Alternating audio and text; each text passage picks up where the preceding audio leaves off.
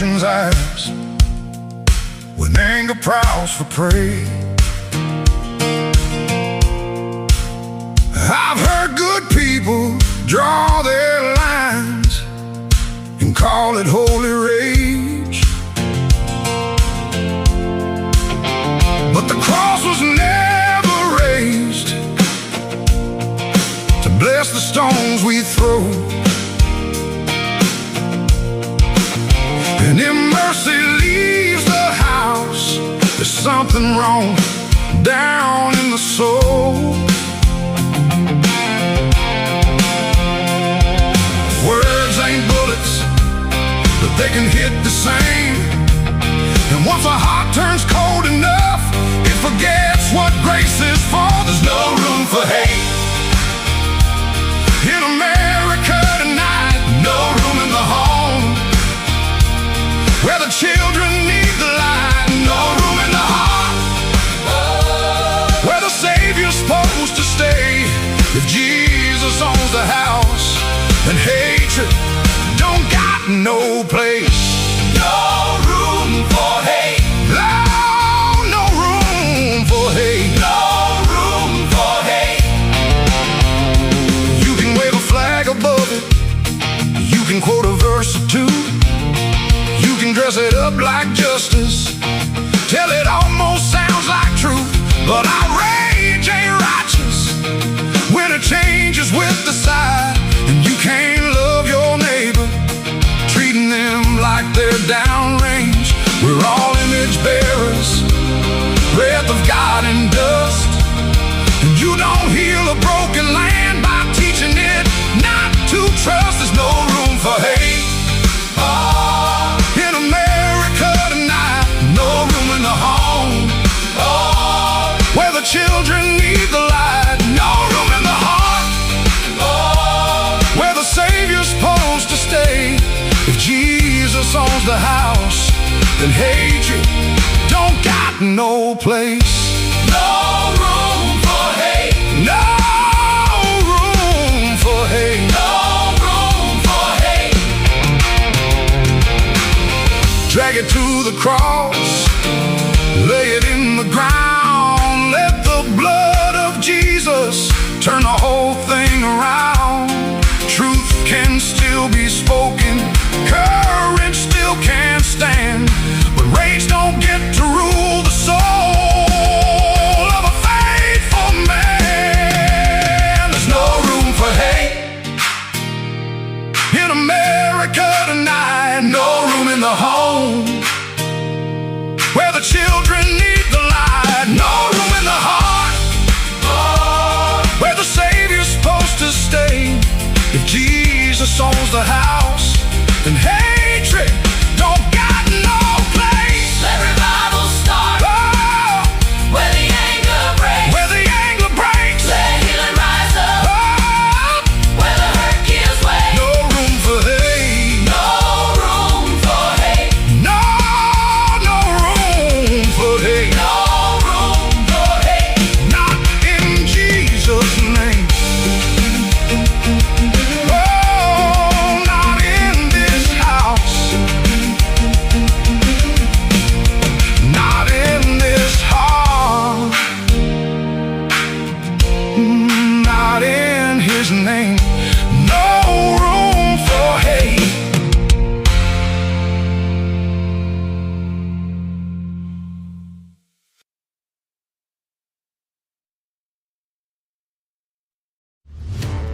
Remember when entertainment was actually entertaining? When comedy was about being funny, movies were about telling great stories, and you didn't need a political lecture every time you hit play. Great entertainment still exists, it's just getting harder to find. Even the biggest streaming platforms leave audiences disappointed. That's why there's Studio TST, pure entertainment, real comedy, independent films, bold creators, movies, comedy, music, and more, and the home of fearless sketch comedy. That show tonight, entertainment the way you want it. Funny, creative, unapologetic, and agenda-free. Studio TST, the future of entertainment starts here. Join Studio TST today for just $5 a month. Hello. Hello, friends. Do you have a moment so that we may discuss our Lord and Savior Minarchy?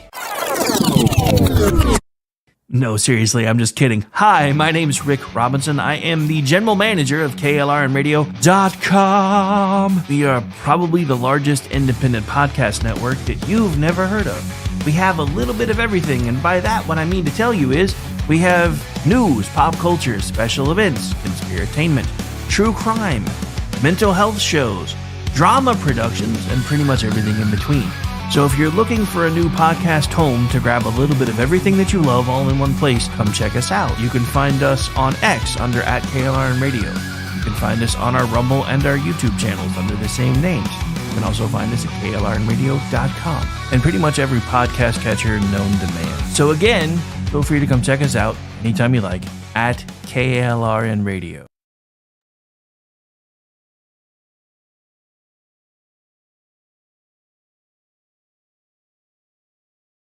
Hi, everyone. This is JJ, the co-founder of Good Pods. If you haven't heard of it yet, Good Pods is like Goodreads or Instagram, but for podcasts. It's new, it's social, it's different, and it's growing really fast. There are more than 2 million podcasts, and we know that it is impossible to figure out what to listen to. On Good Pods, you follow your friends and podcasters to see what they like. That is the #1 way to discover new shows and episodes. You can find Good Pods on the web or download the app. Happy listening. KLRN Radio has advertising rates available. We have rates to fit almost any budget. Contact us at advertising@klrnradio.com.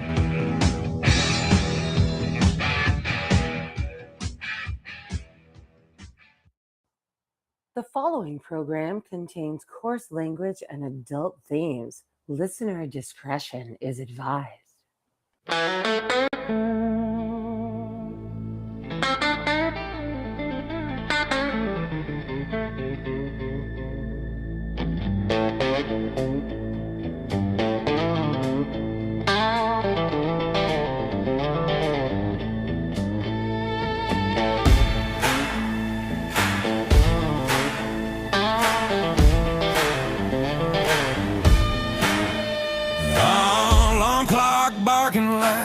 Got a vendetta.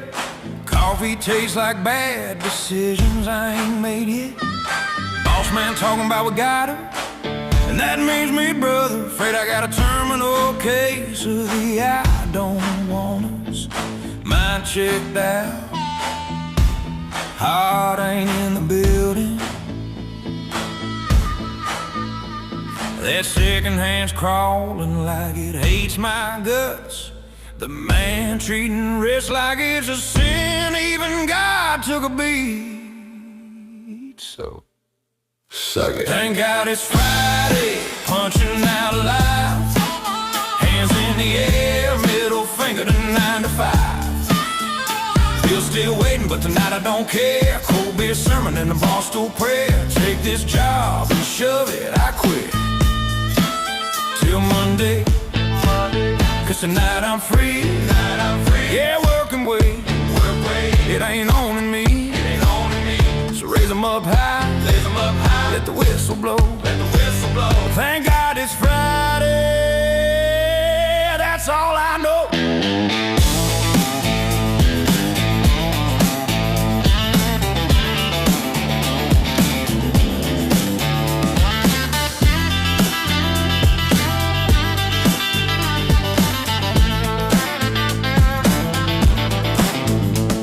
HR in the break room sounding like a preacher.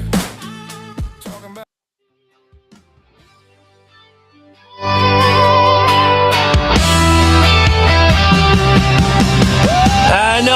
I know. You guys usually want me to let that one keep playing, but we've got too much show today to pack into 2 hours, and we do have a hard stop because, Weekend News Roundup is up after this one. So my name is Rick Robinson. We are live. It's Friday. You finally made it if you're working for the weekend. However, I'm going to say this again. If you're working for the weekend, you probably need to get a different job. Trust me, I speak from experience because I know I've said this before. I'm not going to go through the whole thing again. But for most of my life, I did not have the standard banker's hours, 9 to 5 kind of thing. And then I did when I started working for OU. And it was awesome for like the first 6 months or so. And then I realized that I looked forward to Friday more than I did most of my weekend, because by Friday, I was like, the weekend's almost here. And then by the time Saturday was over, I was like, oh, crap, tomorrow's Sunday, and I got to go back to work on Monday. Anyway, so welcome into the program. We're going to do something I don't normally do, because I didn't expect this to basically take up all of my stuffs, but it kind of is. There was a speech last night. However, depending on where you get your news from, you might not have been able to see anything about it.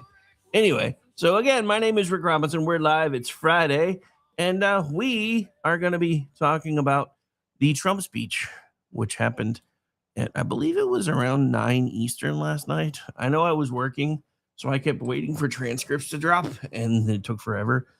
But then once I started looking through it all and looking through all the different stories that have come out based on it, I was like, this is going to take most of the show. The scariest thing about this is this goes back to some of the very same things you've been hearing about on networks a lot like this one and other networks that have tried to tell you that there were some shenanigans, I said what I said, regarding the 2024 elections. I swear to God, I'll pistol whip the next guy that says shenanigans. I don't care. Bring it on, Fed boy. Anyway, so again, welcome in, friends. I may not have very many friends after this show. Today, we're going to do something that apparently became controversial sometime Thursday afternoon. We're going to let you hear what the President of the United States said.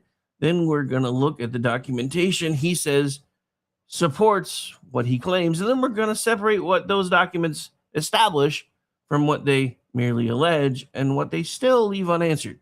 That should not be a radical format. It should be the minimum standard for covering a presidential address about the security of American elections. Before we go too much further into this, I want to let you know exactly how unsecure American elections are right now. So some of you, fat kid, I heard it, may have heard that Olive Garden is bringing back their Pasta Pass.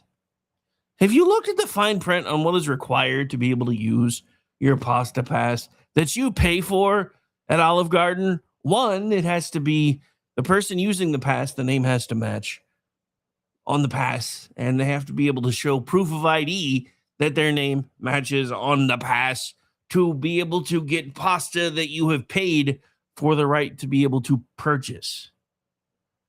But showing ID and proving citizenship is too hard in American elections. Now, that's my first gut reaction to all of this. But then NBC and ABC declined to carry the speech on their main broadcast networks. CNN declined to carry it on its cable channel. They made digital or streaming access available, and CBS aired most of the address before even they eventually cut away to fact check it. So this was not a total information blackout, but I will say this. If your entire claim is that he's a lying liar who lies, then put him on camera and let everybody see the lying liar who lies, and then prove that he's lying, complete with receipts. The problem is they can't ever seem to do that. So after all of this, again, CBS aired most of it before even they cut away to fact check. So again, this wasn't a total information blackout, but several of the largest news organizations in America did decide that a presidential address about newly declassified intelligence did not deserve uninterrupted space on their platforms where most of their traditional audience would expect to find it. That is part of the story, but it's not the whole story. The larger story is what President Trump said, what the government released, and whether the American people were given an honest account of the vulnerabilities in their election system during and after the 2020 election. Let me tell you what this show is not going to do.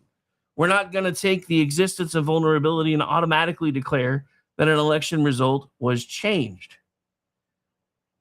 We are not going to take raw intelligence report and upgrade it into proven fact because it supports our politics.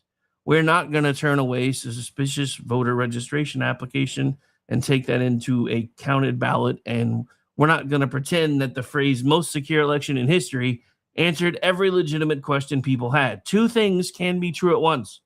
Vulnerable does not necessarily mean altered, but not altered is no excuse to leave it vulnerable. And that's the part that nobody's talking about. Donald Trump wasn't just talking about the 2020 election.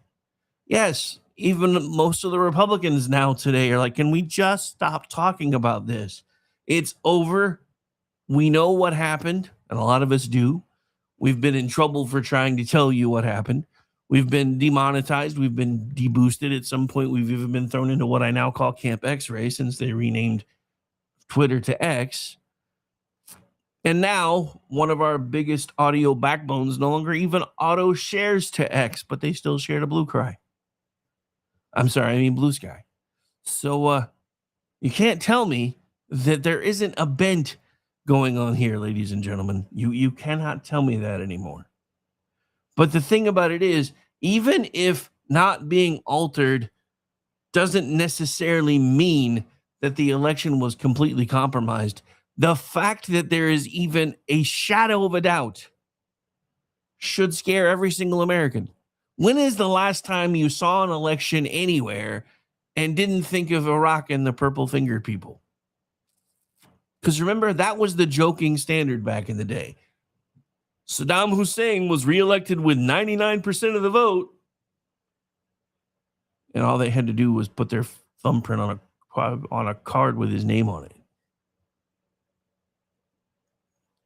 When we have places like California that take longer than Florida took in the 2000 election to count their votes, and everybody says it's because we're trying to make sure every vote counts, and it's because we don't want to disenfranchise voters. What do you think you're actually doing when it takes 2 months to determine an election? Spencer Pratt was in the number 2 spot until the California ballot fairy showed up again. But again, we're talking about vulnerabilities, not necessarily proof that the election was stolen. I can tell you, based on what I saw the night of the election, that I am about 99% sure that there was something that went sideways. Because even the networks that were reporting it didn't keep their own word. They kept saying, because of these issues, we're going to go ahead and shut down our coverage. Counting should resume by about 8 or 9 Eastern time, and we will let you know as soon as we know what the results are. You know what happened? You know how I know? Because we called it around 1 Eastern time, which was midnight my time, around the same time that all these different districts and precincts were taking their ball and going home.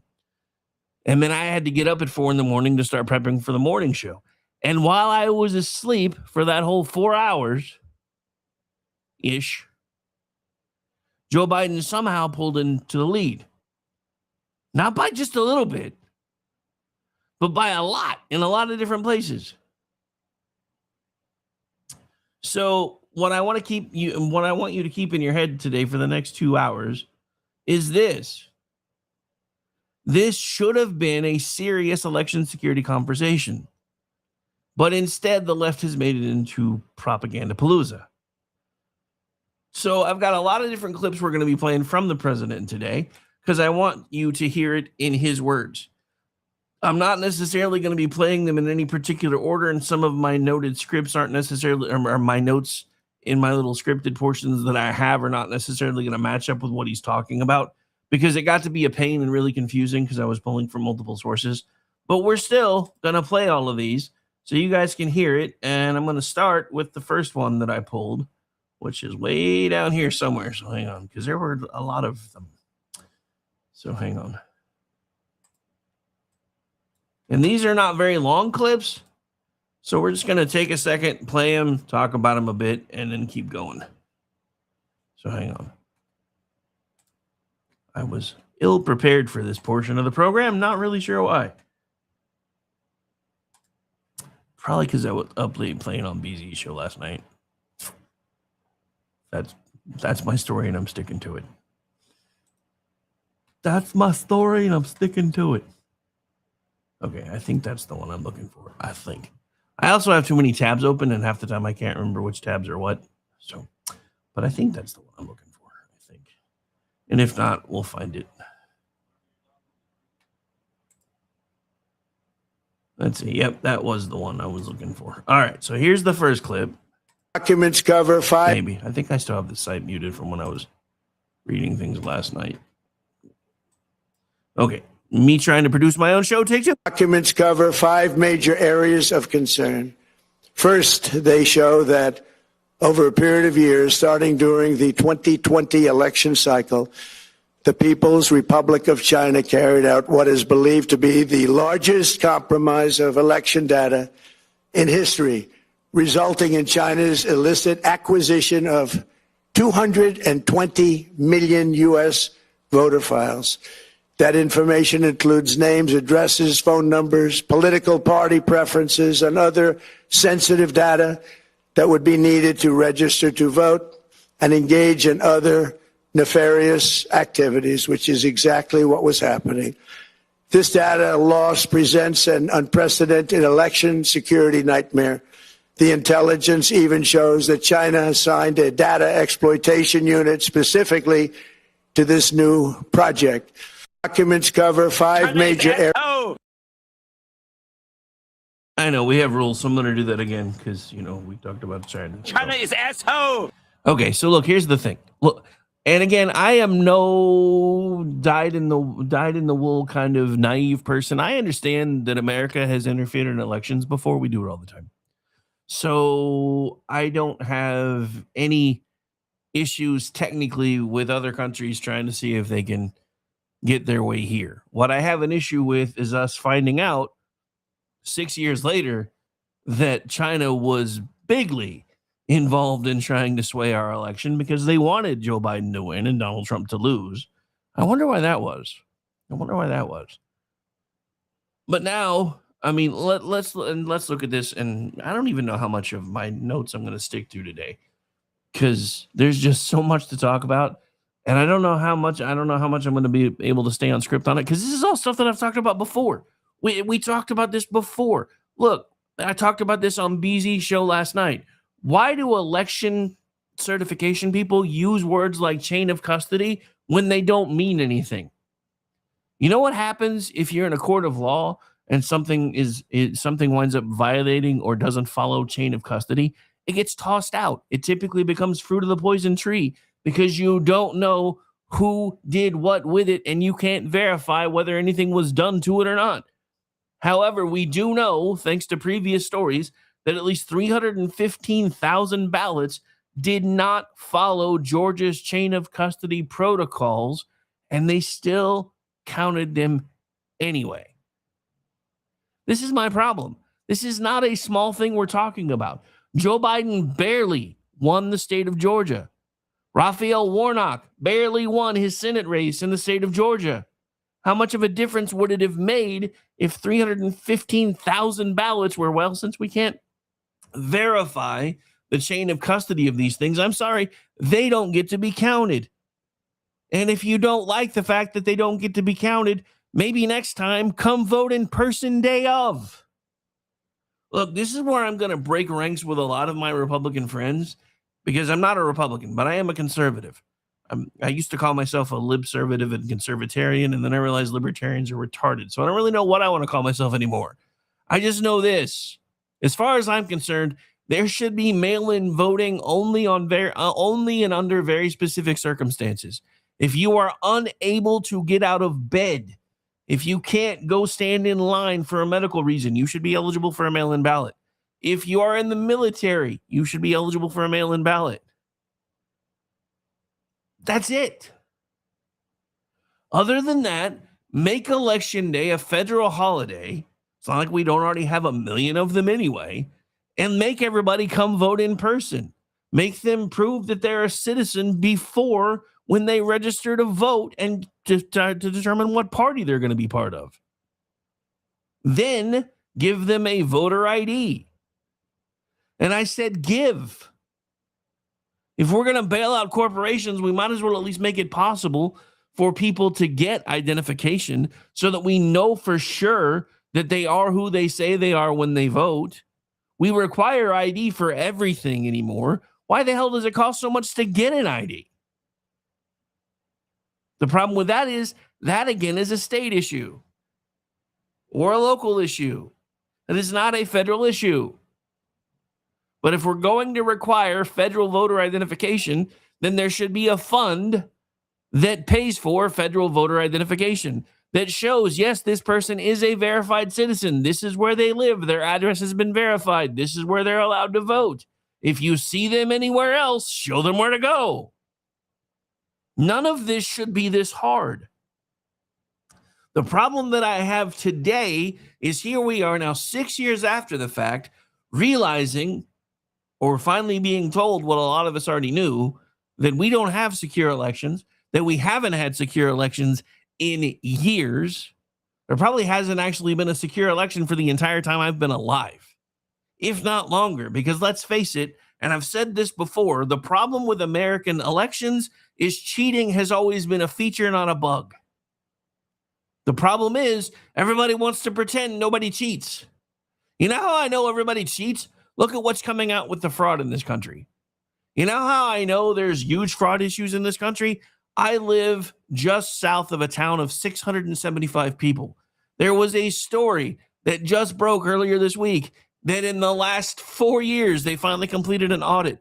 There were millions of dollars mishandled by the town clerk in a town of 675 people.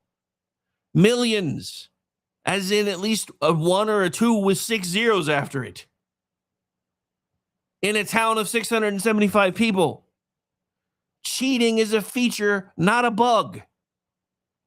We need to come to terms with that fact and start addressing it. Quit wringing our hands about it. Quit clutching our pearls over it. Well, we can't call them cheaters, Rick, because we don't know they're cheaters.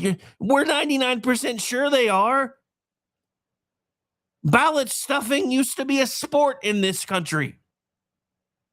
It still is. We just like to pretend it's not. And the person who keeps trying to say, hey, y'all should be paying attention to this, all the politicians who don't like him and all the news networks that don't like him keep saying, yeah, no, nothing to see here. No, don't pay any attention. Nothing to see here. Just move along. Move along. The same people that used to show you camera footage of people protesting with fires raging in buildings and cars and everything else. And the reporters like, oh, it's mostly peaceful around here except for this 1 or 2 fires and blah, blah, blah, and a riot that broke out earlier. But it's still been, I promise it's still been mostly peaceful.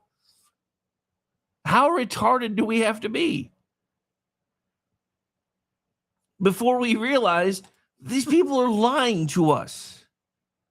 Both sides have been lying to us. Here's the thing, folks. There are no clean hands here. None. Because when the cheating works out in our favor, we love it. When the cheating don't, we're mad.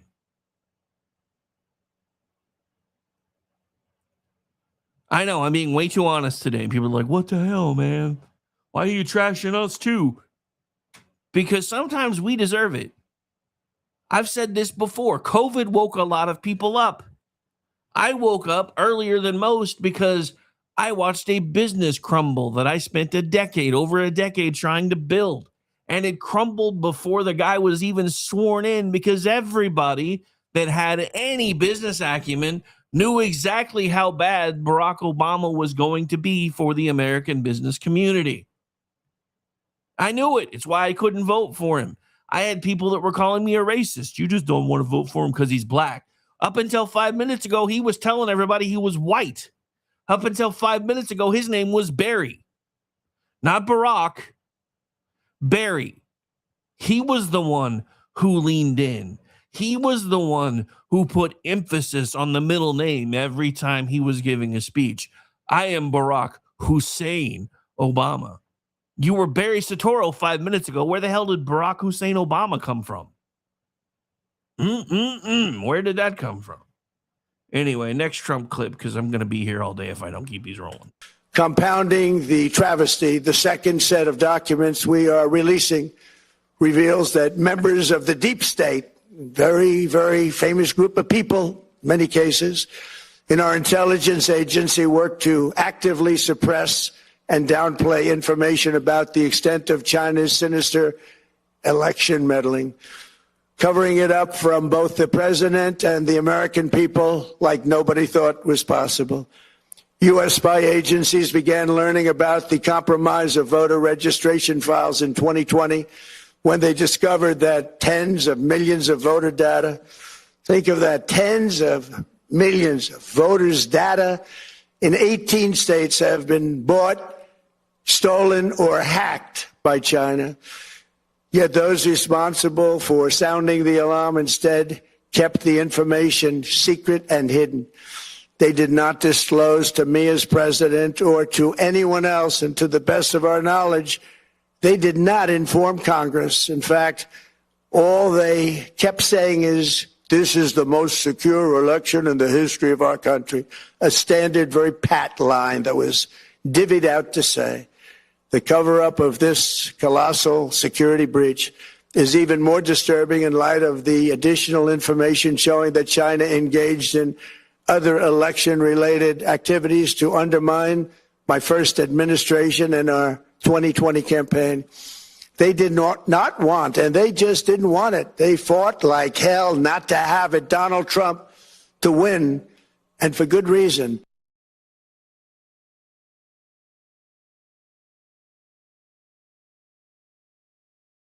All right, sorry, I was ranting earlier and forgot to change back to me being on screen. So that's why BZ in the chat was like, hey, black screen, what's going on? Anyway, yeah, it's because I forgot to change back. But look, I'm probably going to be all over the place a little bit tonight or today. I'm not going to lie. Because Trump began the election portion of his address by laying out the standard he says the country ought to demand. And what he's saying we should demand is proof that the people that are voting in federal elections are allowed to vote in federal elections, that they're U.S. citizens, that they've proven that fact, that we know they are who they say they are, and that preferably they vote in person. And there's nothing extreme about that standard. When you cast a lawful vote, it should be counted accurately. When someone is not eligible to vote, that person should not ever, I repeat, ever be on the federal voter roll at all. And here's the thing. I understand that green card holders are allowed to vote in certain elections. Usually the ones that allow, are that affect their direct civic stuff, like if they want to vote in school boards because their children go to school in that area, city council elections, mayor, bond elections, things like that. But if we can't separate out those things, then I'm sorry, they shouldn't get to vote for anything. They are not a citizen here. They should have no voice. That's not a hateful thing to say. That's just an accurate thing to say. We either need to make sure that only citizens vote in our elections, or we're going to have to get even more extreme about it. Because back in the day, the only people that ever used to be allowed to vote were the ones that had actual skin in the game. They were usually people that actually owned property or were verified taxpayers or whatever the case may be. And I have to say that with the way things have gone and with the fact that we have this entire undercurrent of folks that are just sitting around with their hand out saying, please, sir, may I have some more? What are you going to give me today? Anybody remember Eddie Murphy from the 80s? I feel like the entire Democratic Party has become like the wife that he imported from Africa. Because remember how happy he was at first that he had a wife that was from another country because she wasn't an American woman. So she doted on him and she took care of him and she talked about how lovely everything was and how wonderful he was. And then the longer she was in the country, the more she became an American woman. And the whole bit eventually ended with, what have you done for me lately, Eddie? I feel like that's the entire Democratic Party today. When JFK was a Democrat, it was asked not what your country can do for you, but what you can do for your country. Now all the Democrats want to know is, what are you going to give me so I will vote for you? That is the least American concept I have ever heard. The least American concept I have ever heard is, what have you done for me lately? We are all supposed to be part of America, yes? That's the point, right? Those of us who are here, who are citizens, we have a right, a duty, and a responsibility to actively participate in making America a better place.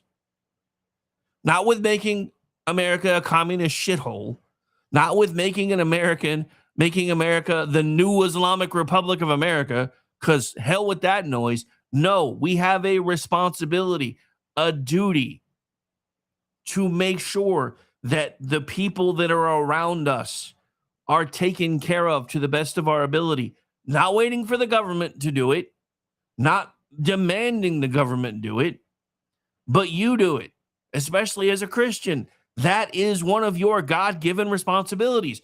Jesus never said, render unto Caesar so that Caesar can do all the things that I'm telling you to do. He said, render unto Caesar what is Caesar's and unto God what is God's. And he also said, I am calling you to be the hands and feet of my church that we are building together. We have abdicated so many of our responsibilities in this country, and we keep expecting to have all these nice little things that always run on autopilot. They always work. Nothing ever goes sideways. Everything's perfect. Everything's wrapped up in 43 minutes, not counting commercials. And we've got our TV dinner out of our microwave cooked in 3.5 minutes or less. And we can just sit down and just enjoy everything, and it all takes care of itself. Nobody ever has to put any work into it. You know how I know that doesn't work? Because the only reason we know what happened in the town that I'm just south of was somebody new ran for town council. That's how. And he did his level best to try to handle all of it within the council, and by going to the mayor and saying, hey, what's going on here? Why do we not know about this? Where did this money go? Where did that money go? And all he kept getting was stonewalls and threats. So eventually he reached out, and they performed, the state performed an audit. And now they found almost $2 million in money that nobody can account for from a town of 675 people. Again, that is very disheartening for somebody who tries to tell everyone that it's not as bad as you think when they just start scratching the surface with Doge. We're now finding fraud under every damn rock. We're now finding waste and abuse under every damn rock. And you know, as much as I used to love Rand Paul's Festivus rants about the waste, fraud, and abuse, he never talked about the most important ones. He talked about the ludicrous ones because those got everybody's attention, but he didn't talk about the worst ones. He didn't talk about USAID being used to force transgender studies into other people's countries. He didn't talk about countries that were basically telling us, we don't want your money anymore because we don't want to chop the penises off of our little boys just to be able to get your handouts. He never talked about any of those. But that's the thing. With all of these things, we that consider ourselves conservatives have always had this, what we consider first of all, like locally, it was always the Oklahoma standard. Then we assumed that Americans had the same kind of standard. And then we realized that it isn't true anymore.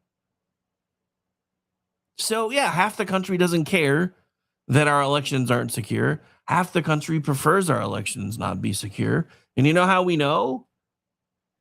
Because two of the biggest news organizations in the country chose not to even carry the damn thing last night. That's how I know. Now, again, this isn't anything unheard of. There have been times throughout history where presidential speeches have not been carried. There was one of the supposedly less impactful speeches of Barack Obama's that didn't get carried by some of the networks either. But when you have a president saying, hey, we found proof of what I've been trying to tell you since 2020, even if you think he's lying, you should have let him say his piece and then pulled out your receipts. So Trump, during his speech last night, announced that his administration was declassifying material gathered by the White House Government Transparency Task Force and the President's Intelligence Advisory Board. He said the purpose was not to weaken confidence in elections, but to earn confidence by confronting the weaknesses that were found.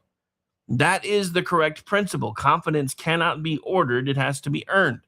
And if government officials believe a claim is false, the answer is not to say, stop asking the question. The answer is to produce the records, explain the system, demonstrate the safeguards, and show the trail, usually involving some form of an audit. The first major claim involved China, and we played those clips earlier. And America voter information. The administration says Chinese-linked actors obtained roughly 220 million voter file records, The underlying material lists several large data sets that add up to approximately that number, but that is a record count. It's not necessarily 220 million distinct human beings. There may be overlap among the data sets. A person can appear in more than one database, in more than 1 year, or in more than one state after moving. Until the government shows us how the data sets were duplicated, the honest formulation is 220 million records, not 220 million unique American voters. But that is, in my opinion, a distinction without a difference.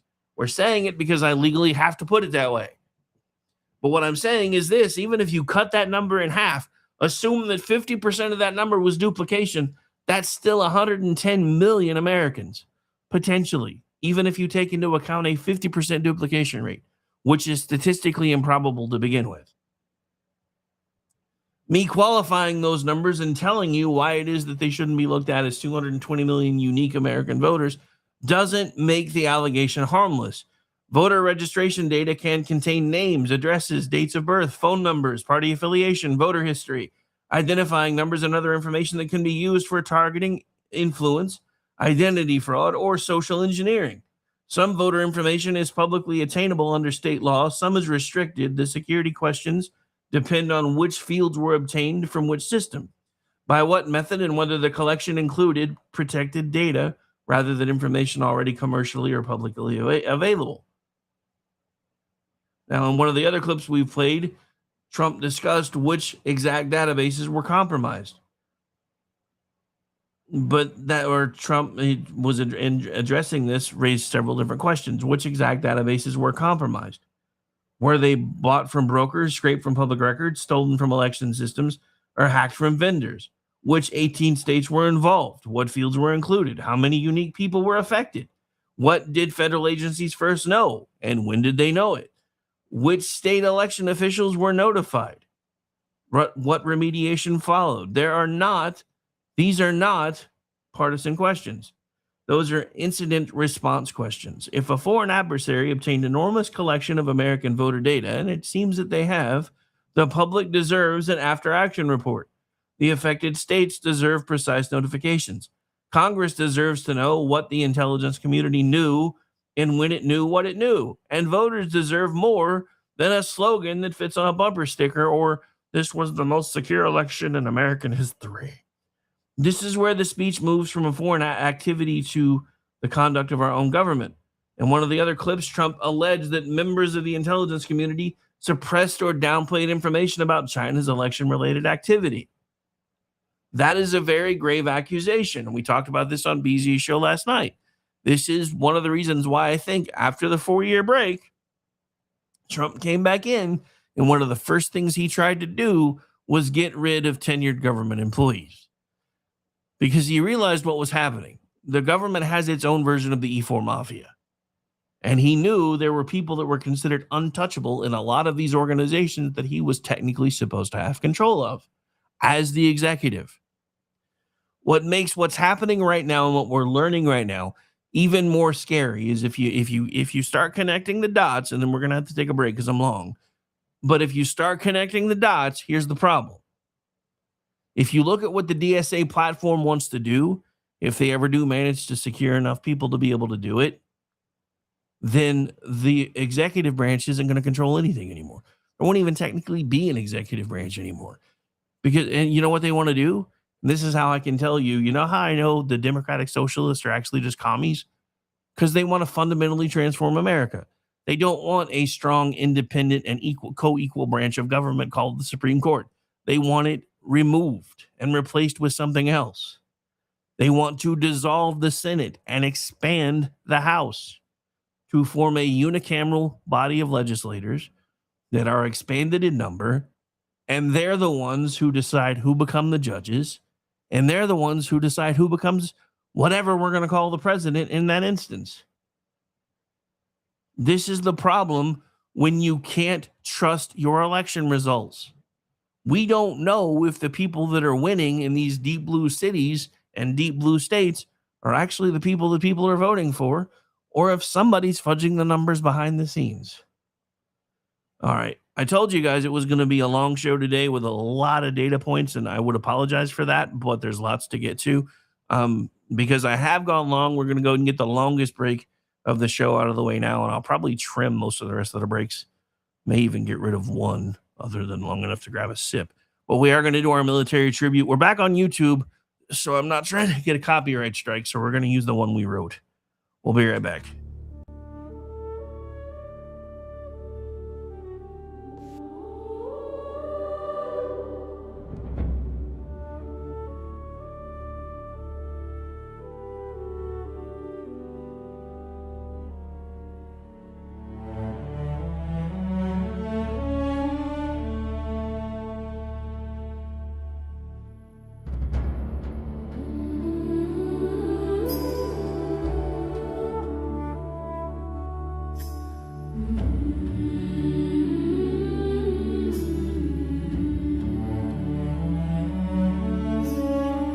Before the oath was spoken out loud, before you stood apart from the crowd, there was a moment, quiet and clear, when you chose to stand while others stayed here.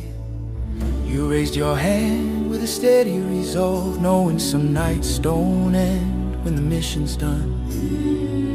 Not for glory, not for the pay, but for something worth more than walking away. Only hold the line. They carried the weight where the roads ran long, through dust and heat When the days went on, holding ground mile after mile, doing the work work that rarely drew a smile. They stood their post when relief ran late, shoulders squared under the pull of fate. Not chasing headlines, not asking why, just staying put when others pass by. We stand and watch in different ways, different nights, the same long days. One old spoken carried through, wherever duty calls us to. Maybe We stand watch over the deep. They kept their watch where the water turns black, miles from shore with no quick way back, measuring time by the rise and the fall, answering duty's unrelenting call. Through silent hours and endless seas, they stood their post in the cold night breeze, guarding the lanes the world depends on, so others slept and the light stayed on. We stand the watch in different ways, different nights, the same long days. One old spoken carried through, wherever duty calls us to. Simplify Marine. We go where we're sent. We go where we're sent. They moved as one when the moment came, side by side through fire and rain. First to step where the ground was thin, not for the odds but for the ones beside them. Trust was earned in the hard way through, every promise carried by the few. No turning back once the line was crossed. They stood shoulder to shoulder as brothers, Never counting the cost. We stand the watch in different ways, different nights, the same long days. One old spoken carried through, wherever duty calls us to. Air Force, The sky is our domain. Air Force. The sky is our domain. They held their focus where seconds seem eternal, soaring between clouds and blue. Every movement measured and true, knowing what one clean moment could do. They watch the whole while guarding the small, every mission tied to a larger call. Calm under pressure, steady and clear, keeping the promise from far overhead. Space Force, We guard the dark without they faith, keep their vigil where silence reigns beyond the weather, beyond the rain. watching the paths that the world relies on long before the warning lights come on. Cloud, no banners, no clear view, Just constant care in a canvas full of stars, standing the watch through the endless night, guarding the systems that keep us in light. while the watch is kept and the lines hold fast. They're alive, still moving on the other side of that. Empty chairs and quiet phones, long goodbyes that don't feel done. Names we carry but never say, folded flags and debts we pay. Every service, every scar reaches farther than the uniform ever could. Coast Guard, we come when it matters most. They launch into storms when hope feels thin. Turning back isn't an option then. Hands reach out where the waters rise, pulling lives back from the edge of time. No headlines waiting when the call is done, just breathing restored and another life won. Every rescue, every return, a quiet promise kept in the worst conditions. We stand the watch in different ways, different nights, the same long days. One spoken carried through wherever duty calls us to. For the ones who raised the right hand high, Swore the oath and didn't ask us why. for the nights you stood where freedom cost. We remember, we honor, we won't forget the loss. From the ground to the sea to the open sky, to the guardians above where the silent stars fly. Every branch, every badge, every battle scar, because you stood. We live free, Lord, each know. we stand here freely. Because others stood before us, we accept the weight of what was given and the cost that came with it.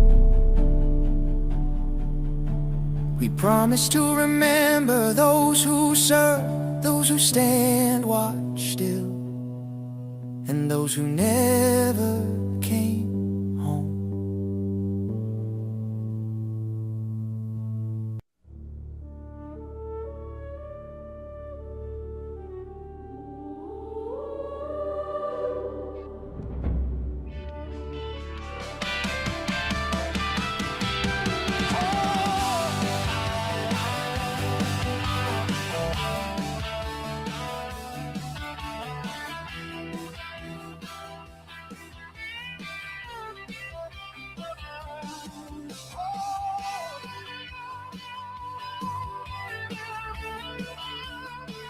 And welcome back into the program, ladies and gentlemen. Before we get back into the whole, election integrity, election fraud issue, just wanted to point out, well, it's Warthog Day here in Tehran again.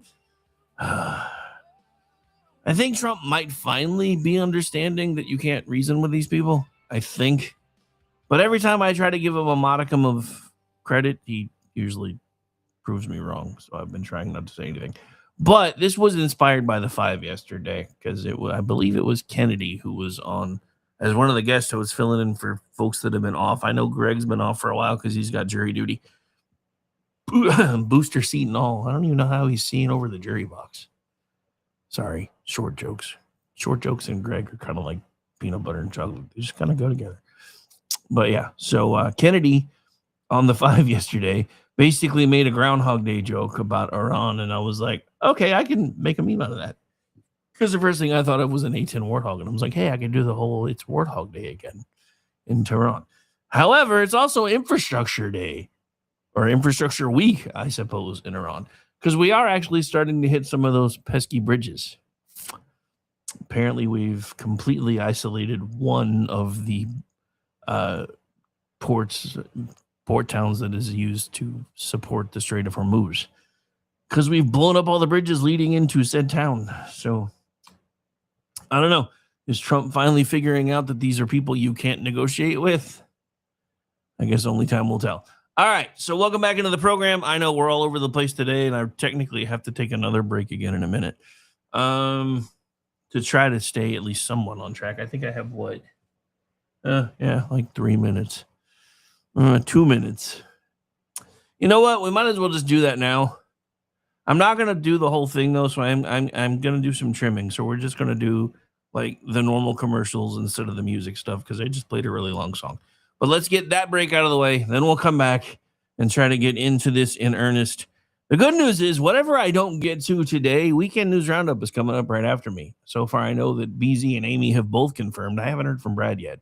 But we should have enough of a panel where anything that I don't get to on this show can be brought up in the next one. My name is Rick Robinson. This is my show. And I know they're like, dude, you just took a break. Yeah, but I am trying to work on a couple of syndication deals. So I'm trying to keep most of the show clocks as normal as possible while I work on said deals, because I never know when they're going to peek in and listen. So we'll be right back. Hello, friends. Do you have a moment so that we may discuss our Lord and Savior Minarchy? No, seriously, I'm just kidding. Hi, my name's Rick Robinson. I am the general manager of KLRNradio.com. We are probably the largest independent podcast network that you've never heard of. We have a little bit of everything, and by that, what I mean to tell you is we have news, pop culture, special events, conspiratainment, true crime, mental health shows, drama productions, and pretty much everything in between.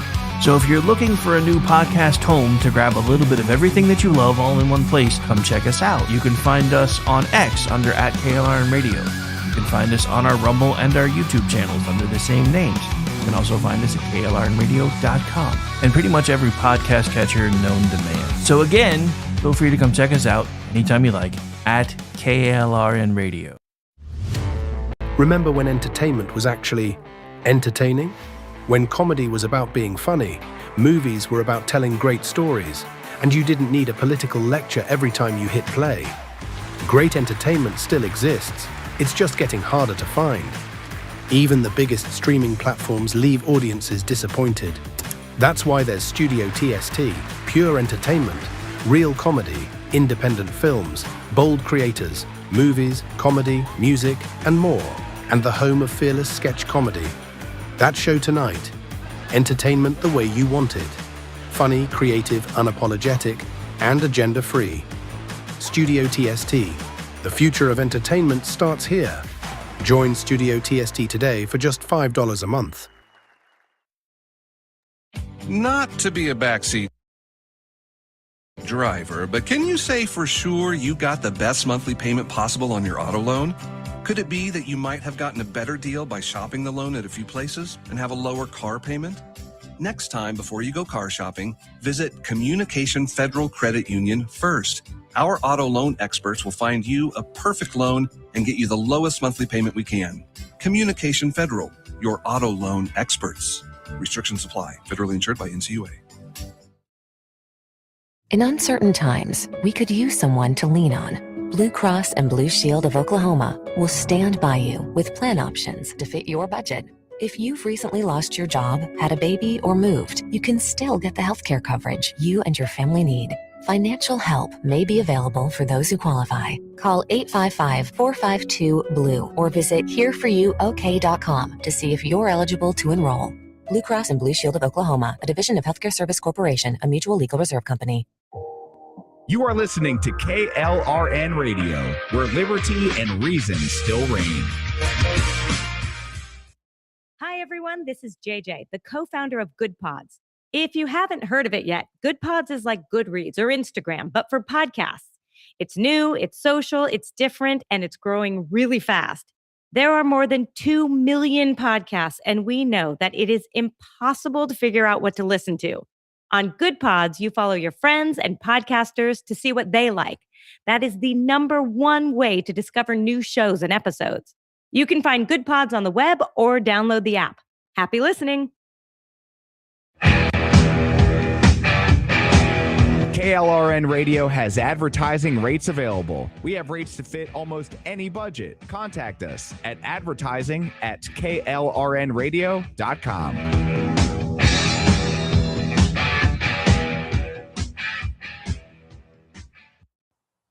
The following program contains coarse language and adult themes. Listener discretion is advised.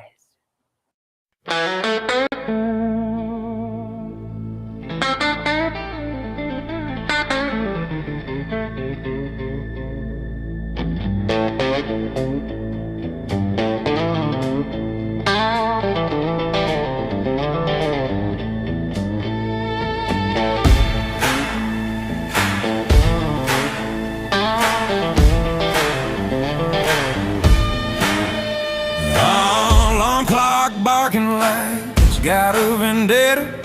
Coffee tastes like bad decisions I ain't made yet. Boss man talking about we got her, and that means me, brother. Afraid I got a terminal case of the I don't want us. Mind checked out, heart ain't in the building. That second hand's crawling like it hates my guts. The man treating rest like it's a sin. Even God took a beat. So suck it. Thank God it's Friday, punching out loud. Hands in the air, middle finger to 9 to 5. Bill's still waiting, but tonight I don't care. Cold beer sermon and a bar stool prayer. Take this job and shove it, I quit. Till Monday, 'cause tonight I'm free. Yeah, working with it ain't on me.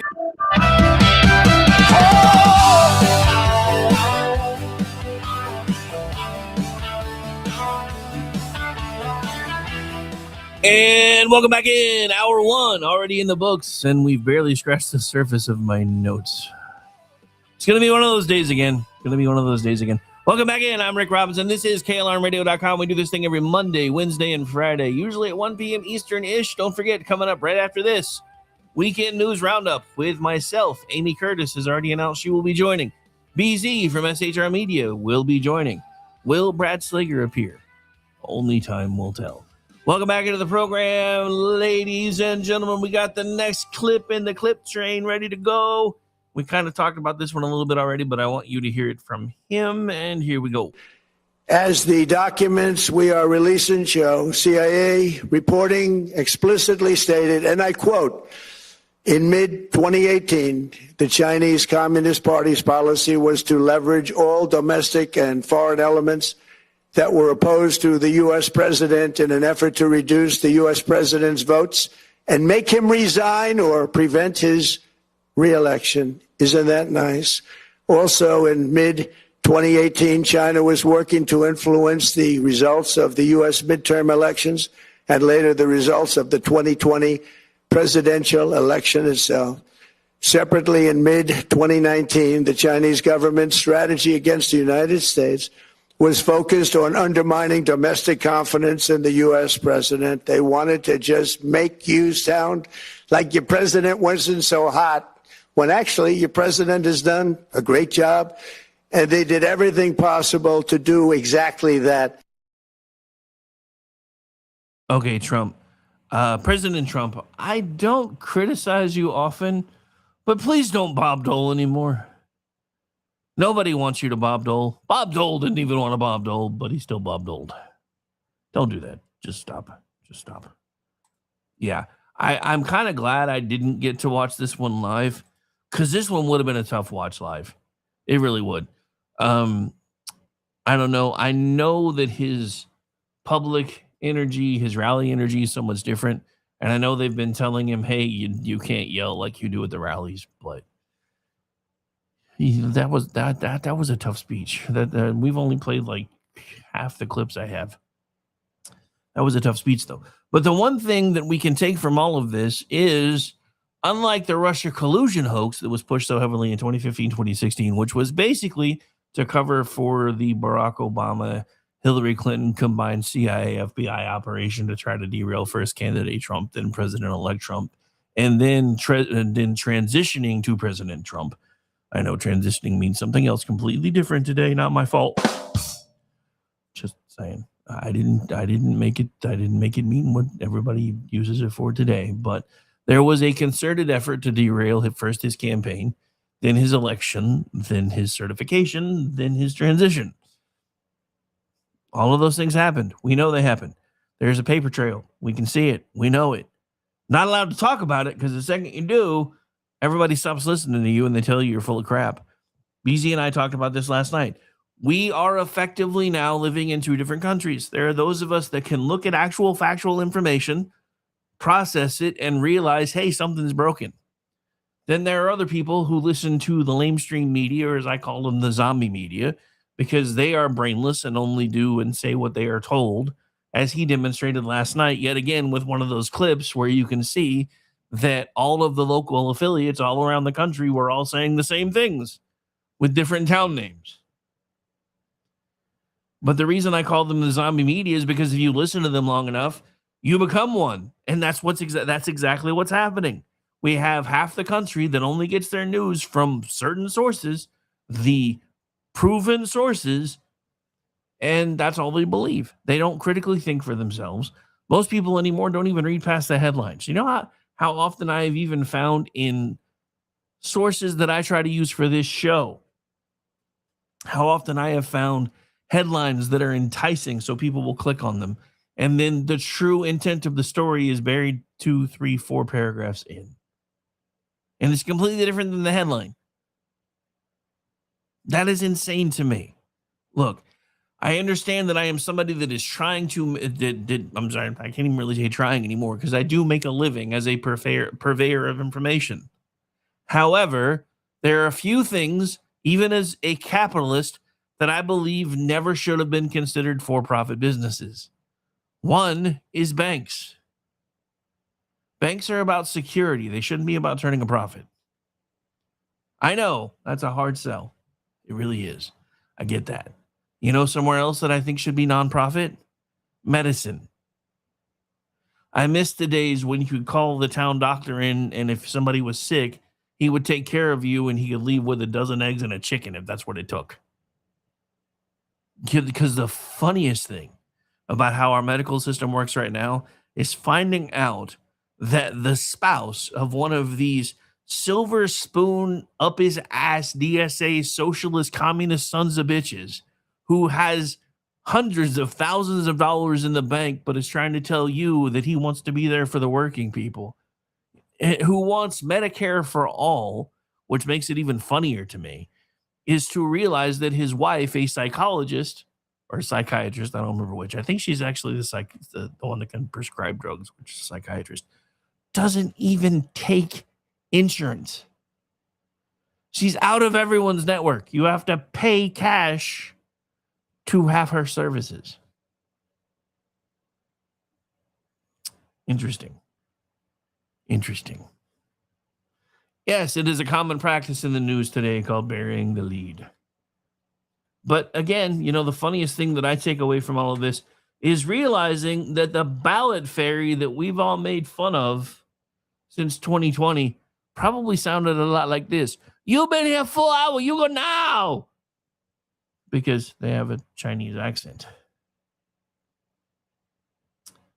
So the other thing about this that is absolutely scary is realizing that there were government officials who were tailoring the information that was being sent to the president's staff and to the president himself, usually to filter out most of the concerns about Chinese involvement in everything from the midterms to 2020.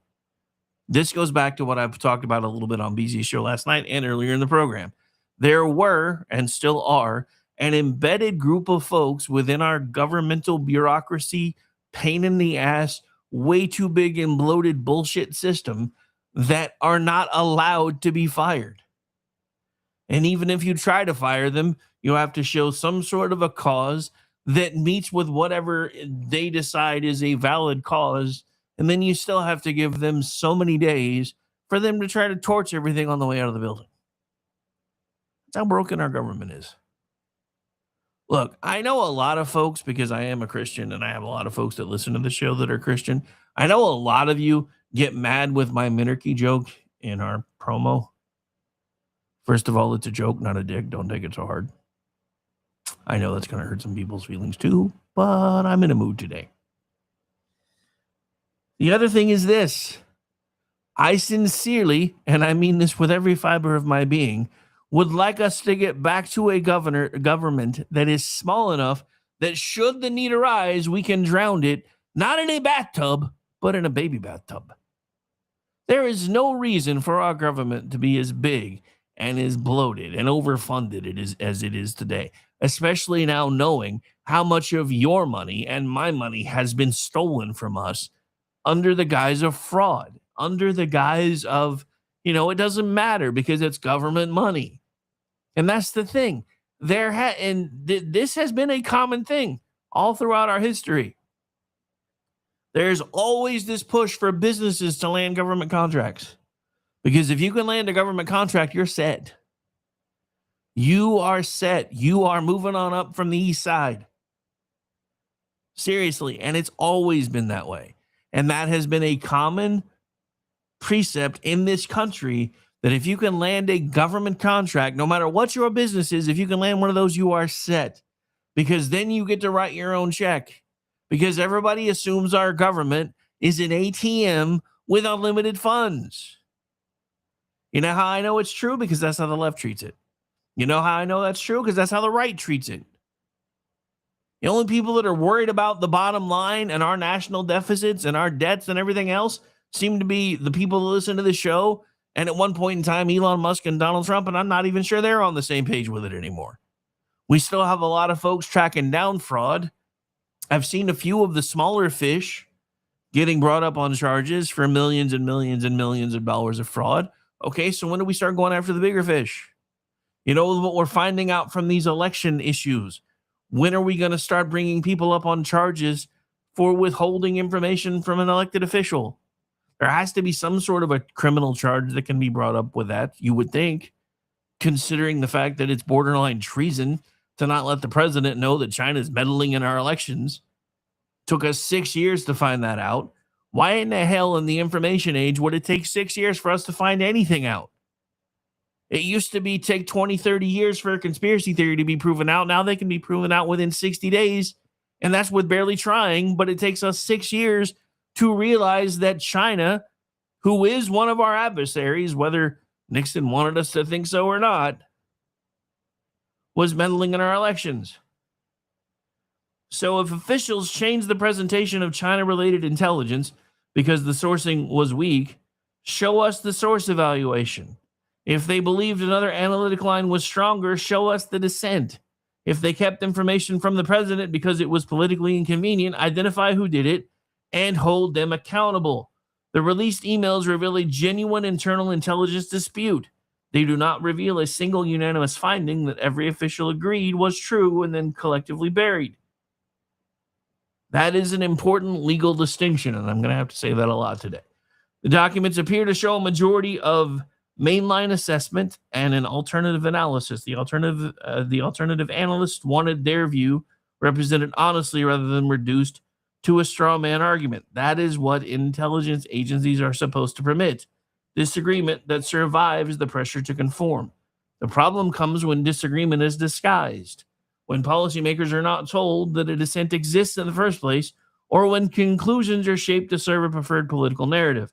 And this is where the old phrase, trust the experts, becomes retarded and rather inadequate. Which experts? Which assessments? Which confidence level? Which source? Which dissenting view? Which information was omitted?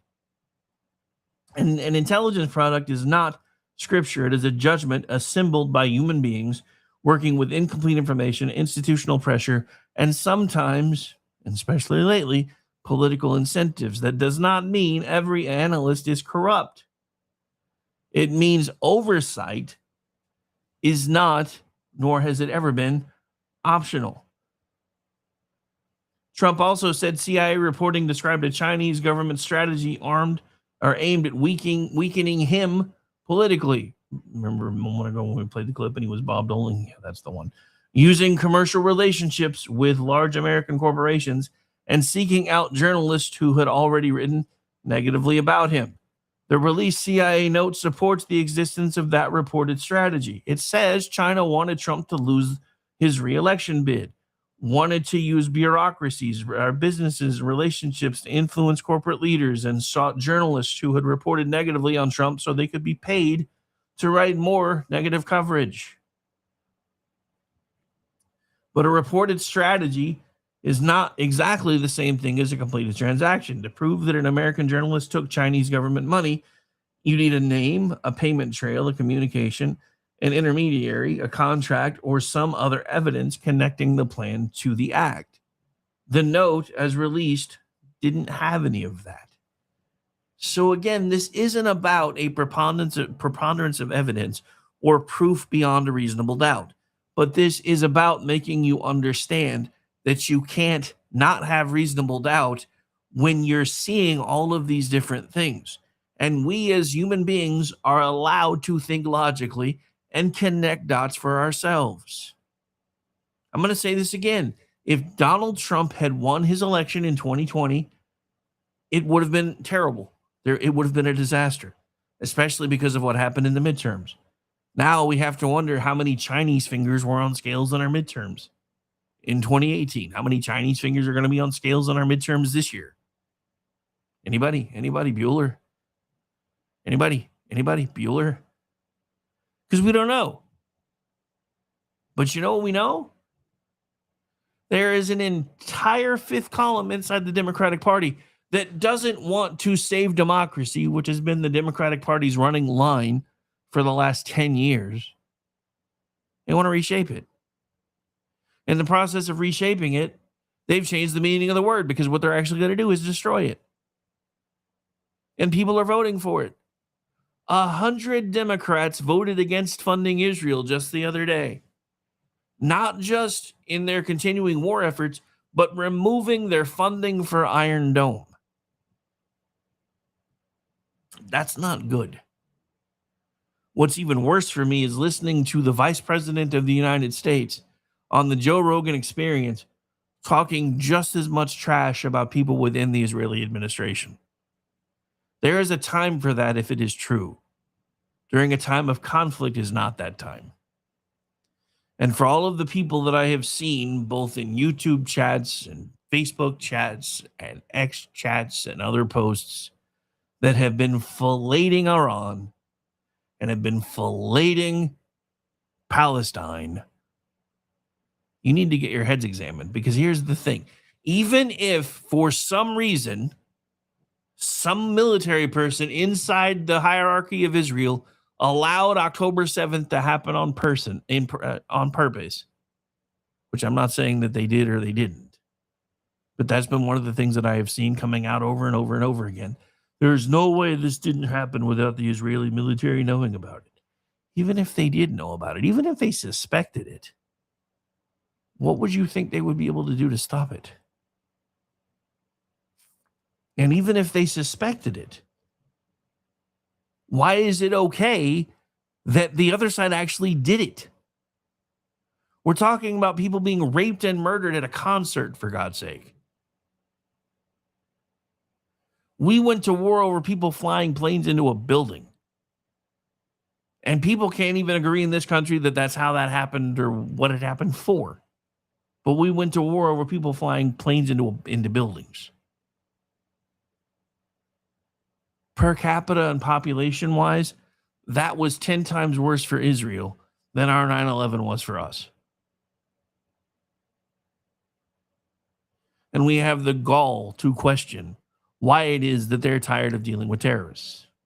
Because the terrorists have gotten a free pass first under Barack Obama, and then would have gotten one under Hillary Clinton. Luckily, we dodged that bullet. But then we got Joe Biden, who was basically Obama 3.0, because Hillary Clinton was supposed to be Obama 2.0, and they got a free pass yet again. We have watched terrorism disperse around the Western world. How do we know? Because anecdotally speaking, anybody who bows to Mecca 5 times a day in public is a terrorist. You know how I know? Because in the countries they come from, that shit's illegal. They do it here because it's a way to intimidate people. They want that call to prayer going out on public loudspeakers 5 times a day to intimidate people.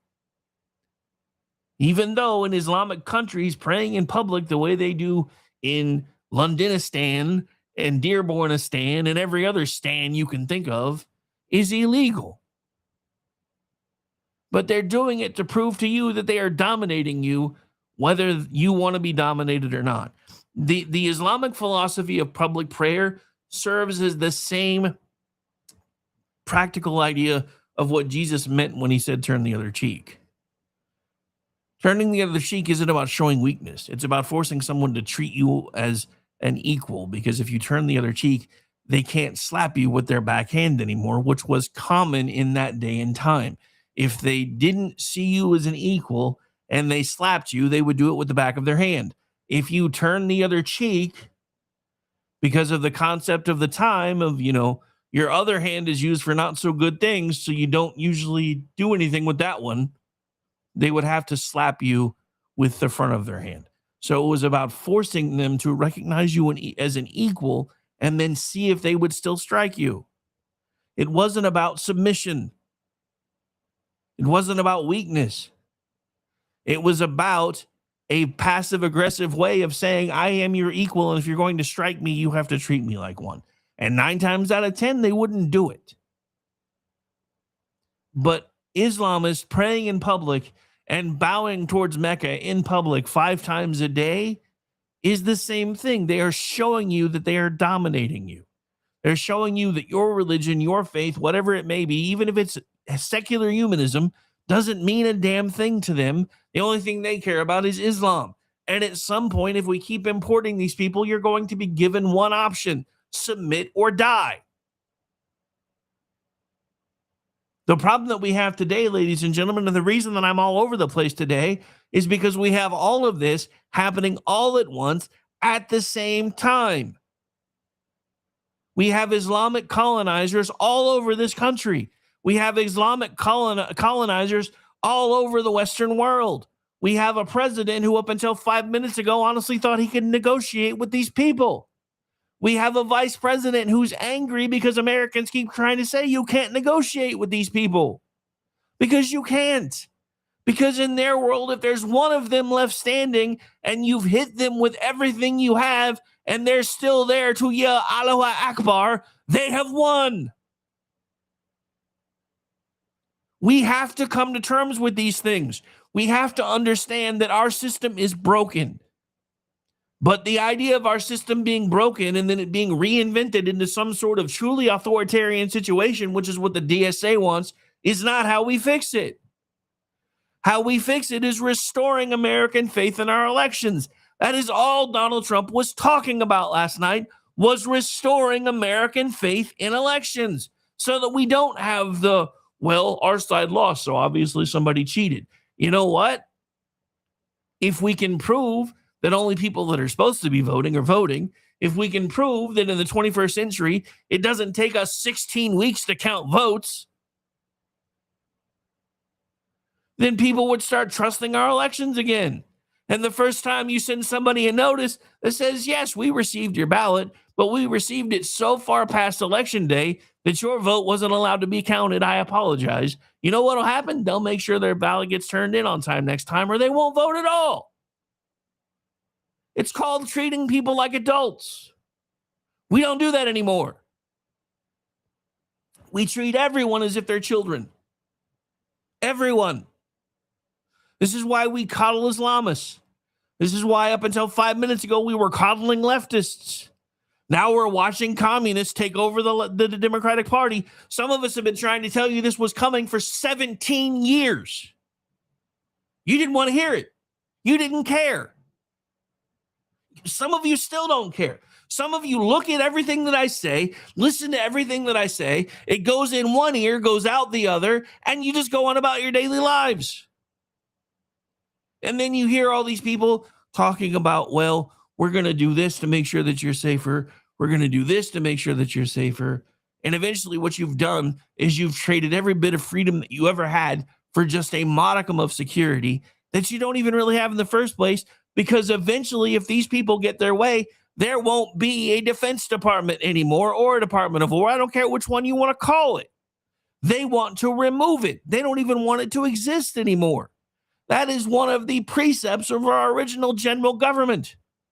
Not the federal government, not the monstrosity that it became after Lincoln, but our general government. When we were left alone, when we were basically independent democracy laboratories, and each state could form its own government and decide its own future. We need to get back to that. There were so many things that were swept up in the idea of ending slavery, that so many other things that mattered went beyond the wayside at the same time, all because slavery had to be gotten rid of. I don't disagree with that. The problem is we didn't get rid of it either. I mean, hell, BZ and I talked about it last night. There are people that are actively accusing Erica Kirk, of all people, of being involved in slave trading. I thought slavery was dead. It didn't die. We just changed the name. It's now human trafficking.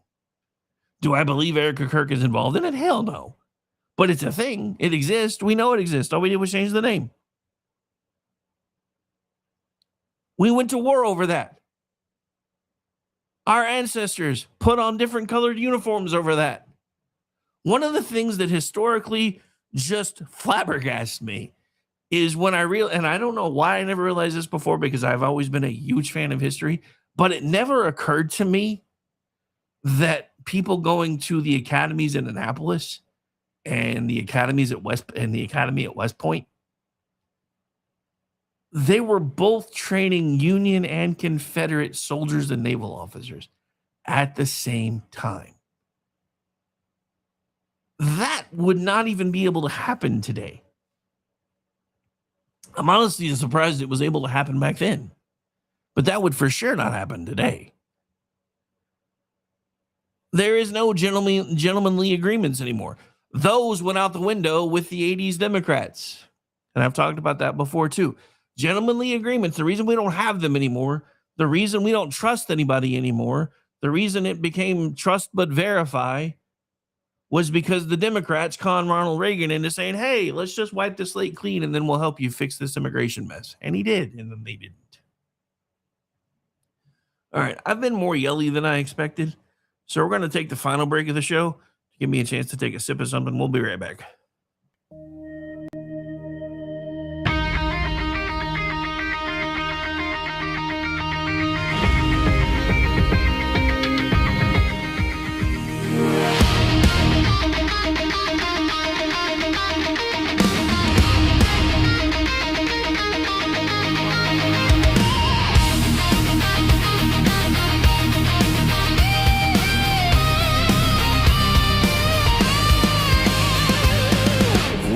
Comes in, somebody answers.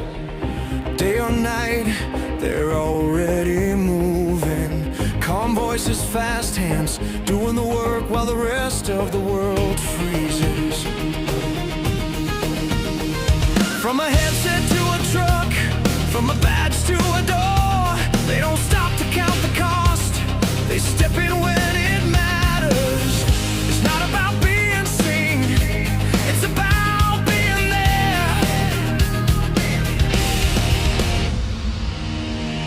They're holding the line when the lines go dead, standing their ground when the world goes dark. They're the calm in the chaos, holding the line through the fire, the flood, when everything falls. They don't ask why, they just answer the call, always standing in the gap for us all. Before the sirens fade, before the scene is clear, someone's already making sense of the moment, keeping people alive, keeping things from getting worse. Some run toward danger, some stay behind their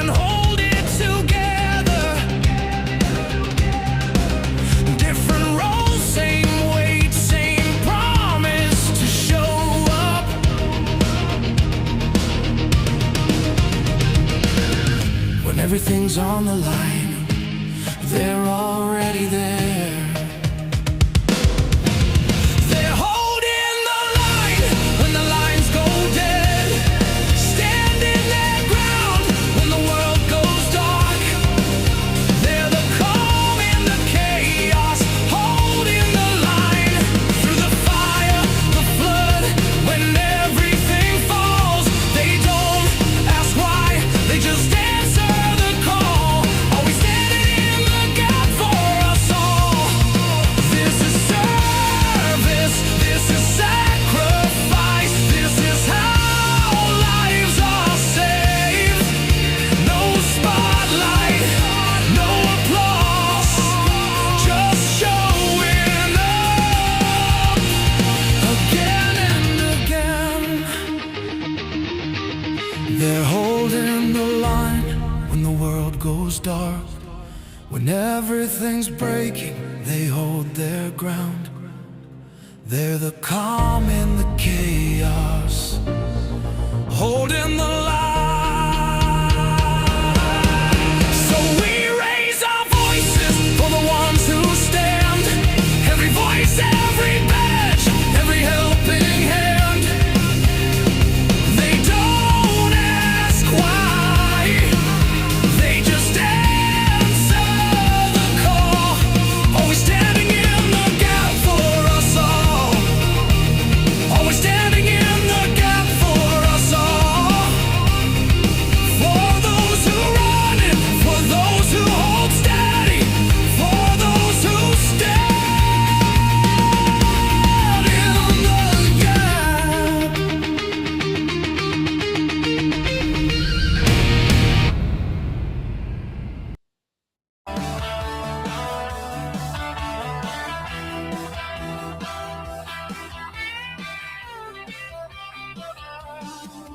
And welcome back into the It's Finally Friday edition of the Rick Robinson Show. For those of you working for the weekend, you are nearly there. It is, let's see, East Coast time. Future boys. You got about 2:30. So if you're working until 5 o'clock, you got about 2.5 left. Here in God's time zone, the only one I give a damn about, let's be honest. I'm just being honest. You got about 3 hours. So you have 3.5 hours left. West Coast, it's still early for y'all. Sucks to be you. Hate the fact that you live in the past. Although when I lived on the West Coast, I kind of used to like it back in the day because I always felt like I got to stay up late because I'm used to being from Central Time Zone. And so when I was going to bed at 10 o'clock on the West Coast, I was like, I'm getting to stay up till midnight where I'm from. Yes, I was that kind of a kid. Anyway. All right. So just to summarize what we've been hitting on today, because I'm not sure I'm going to be able to get through all of it, just being honest, because I do have a hard stop here in a little bit. But here is the summary so far.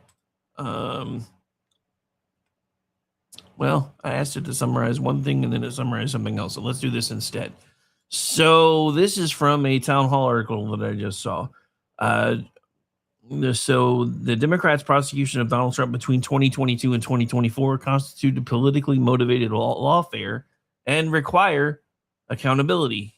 He highlights recent allegations from Senator Chuck Grassley that special counsel Jack Smith's team may have mishandled classified material and obtained messages from 44 Republican members of Congress, despite Smith's previous denials. How he's going to get away with this, though, is they didn't ask the right question. I'm just telling you, because I have a lot of friends who are attorneys, and they're like, if you want to get him on perjury, you have to ask a very specific question. They didn't ask the right one. I know, to us, it's semantics and splitting hairs, but legal crap is nuts. So Hammer commends Smith, Alvin Bragg, Fannie Willis, and others may have violated federal civil rights or conspiracy laws, although the piece in question does not establish that they have been charged with any of these offenses yet. Hammer criticizes former Attorney General Pam Bondi's unsuccessful prosecution of James, let's just call her who she was, Fox News Barbie. Anyway, Hammer criticizes former Attorney General Pam Bondi's unsuccessful prosecutions of James Comey and Letitia James, whose cases were dismissed on procedural grounds. He then endorses acting Attorney General Todd Blanche for permanent confirmation, citing Blanche's experience as a federal prosecutor, deputy attorney general, and Trump's criminal defense attorney, which made all the lefties really mad, by the way. His central argument is that Blanche personally understands the Trump prosecution, is well qualified to lead the Justice Department, and would pursue accountability against officials Hammer believes abuse the legal system for partisan purposes. And I agree with him. And I did find, while we were on break, one kind of sort of happy story in the vein of I want a government small enough to drown it in a bathtub. Apparently, the number of government employees as an exact quote, the number of federal jobs in Washington, D.C. just hit a 30-year low. That's a very good thing. Now, remember when we were talking about the whole it's Warthog Day in Tehran again? Chevron, according to Dimitri Bolt from Town Hall, has just joined the race to bypass the Strait of Hormuz. The U.S. oil giant is expected to sign a major memorandum of understanding with Iraq. I don't know how I feel about these MOU things anymore, but they're apparently signing it today, joining a wave of investors pouring capital into 2 Iraqi oil fields. The goal, build infrastructure that could help move Iraqi crude without relying on the Strait of Hormuz. While the strait remains a strategic choke point and a source of serious leverage for Iran and other terrorist groups in the region, the free market is continuing to assemble its own solution, one that could render the strait increasingly obsolete. Which is not a bad thing, in my opinion. It's just not. So there are a couple of happy stories. I know I've been all over the place today. Been kind of yelly today. Some of you like it when I get yelly. I don't know. I just feel like we have been let down one too many times. And the thing about it is, look, with what I just heard from J.D. Vance the other day, I'm as upset from the things that I've heard him talk about during that podcast. I'm as upset about those things as I was when I heard Donald Trump, when he was trying to cheerlead the MOU, say, well, maybe it's okay if Iran has a few ballistic missiles since everybody else has them. Excuse me? Squeeze me? Baking powder? No. This is not okay.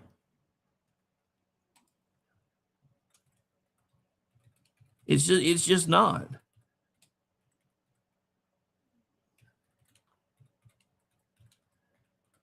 It's just, all of this is just terrible to me. And then it's the fact, it's look, if this was all just like, if one of these things was happening right now, I would be fine. But we have Iran, which, as I've said a million times now, should have been dealt with on January 22nd of 1981, but wasn't. We have a president finally realizing that we're staring down the barrel, pun intended, twofold pun if you think about it, of a similar situation that we found ourselves in World War II, because Japan was theologically and ideologically never going to surrender. Because again, if one of them was left standing and the entire group wasn't brought to their knees, they were never going to quit. We should have known that when they started flying planes into our boats, but it took us a minute to figure it out. The good news is, when we uncorked the sun on them not once but twice, we were the only country on the planet that could do that. As much as I love to say that Iran should have been dealt with on January 22nd, 1981, because they should have been, if we had tried to do what we should have been doing on January 22nd, 1981, there's a very good chance Russia would have tried to uncork the sun on us. Because remember, they were still commies back then. If we're being really honest, they're pretty much still commies now. They just have a lot of the free market accoutrement like China does. Because they're still just as authoritarian as they ever were. So is China. But they have all of these trappings of a freer market than they used to have. Scariest thing about Russia, and I've been saying this for a long time, is any time they have ever downsized their military, they've done it the right way. They've cut everybody from the bottom up. So that should they ever need to go to war, they can start churning people out within 6 weeks. And all of their leadership, all of their really trained people, all the ones that build up their fighting forces and everything else, they're still in place. When we do it the other way around. That is very terrible for war fighting. But something else that Pete Hegseth has pointed out that I absolutely 1,000% agree with is we haven't been in the business of war fighting since World War II. And I've explained to you why. There's a reason, and it wasn't just political correctness that we changed the Department of War to the Department of Defense. Because we became America's Team America World Police. We did it by design. And it's why we have fought everything to a standstill ever since World War II. And it's why, up until now, Donald Trump was frantically hoping he could punch the Iranians hard enough that they would want an off-ramp. We're never going to get there. There is no way to negotiate with these people, and I don't care how pissed off J.D. Vance is for hearing people like me say that. You cannot negotiate with these people. You cannot negotiate with an Islamist hardliner, and you can't really negotiate with the social Islamists either, because you have the religious ones, then you have the ones that are just, yeah, I'm Islamist because if I say I'm not, they're going to chop my head off. The problem is this idea that there's good, peaceful Muslims isn't real. There are practicing Muslims, and then there are social Muslims. The practicing Muslims want you dead. The social Muslims don't really care one way or the other. And the only reason they say they're Islamist is because if they don't, the practicing Muslims are going to end them. And we talked about this last night too. Every time, like we saw with the funeral for the Ayatollah, kill Trump, hashtag kill Trump. All these signs, people chanting death to America. And everybody in the West says, well, most of these people that are lining up saying this stuff, it's because they have to or that somebody's going to kill them. Do we know that for sure? See, that's the difference. They can look at anecdotal stuff and say, well, we know that's not true. We show them more than anecdotal evidence that something is broken within our elections. Well, that's all false. Really? That's your story and you're sticking to it, I suppose.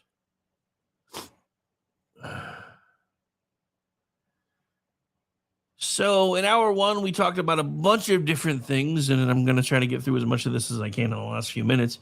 We talked about the declassification of election security and foreign interference documents, that Americans deserve elections in which interference and cheating are extremely difficult and results can be verified. That last part would be very, very nice, especially when it takes California 3 months to count elections. China allegedly obtained roughly 220 million voter file records. Again, that's not necessarily 220 million unique voters. That's just different records tied to voting information. Questions remain about which databases were compromised, what information was obtained, and how many people were affected. Intelligence described Chinese plans to influence American business leaders and journalists against Trump. The documents do not identify which journalists, if any, accepted Chinese payments. I kind of feel like we probably need to figure that out. A raw FBI report alleged a Chinese scheme involving fraudulent driver's licenses that could facilitate illegal mail votes. There's that Chinese ballot fairy again. The report was indirect and uncorroborated. It does not prove completed ballots were manufactured or counted. Internal communications contain the phrases deliberately massaged and shadow government. Those communications justify investigation, but don't necessarily, again, some of this language is for legal reasons, prove a partisan intelligence conspiracy. However, I don't know anybody on my side that gleefully talks about running some form of a shadow government. Burn bags containing government material were discovered, but their significance depends on what the contents were. Chain of custody, retention requirements, and intent.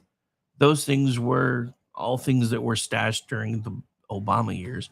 Intelligence officials should be called to testify about what information was edited, withheld, disputed, or presented to Trump and to Congress. So what we've been talking about so far, other than the foray into other current events, is vulnerable does not necessarily mean altered, but not altered is no excuse to leave the system vulnerable. So here's the thing.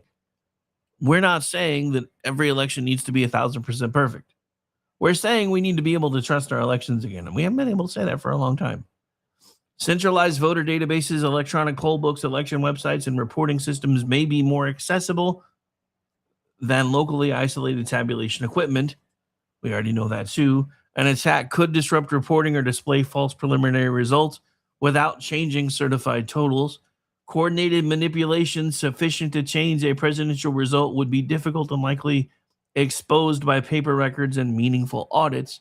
But remember, in a lot of democratic cities and states now, you're not allowed to perform audits.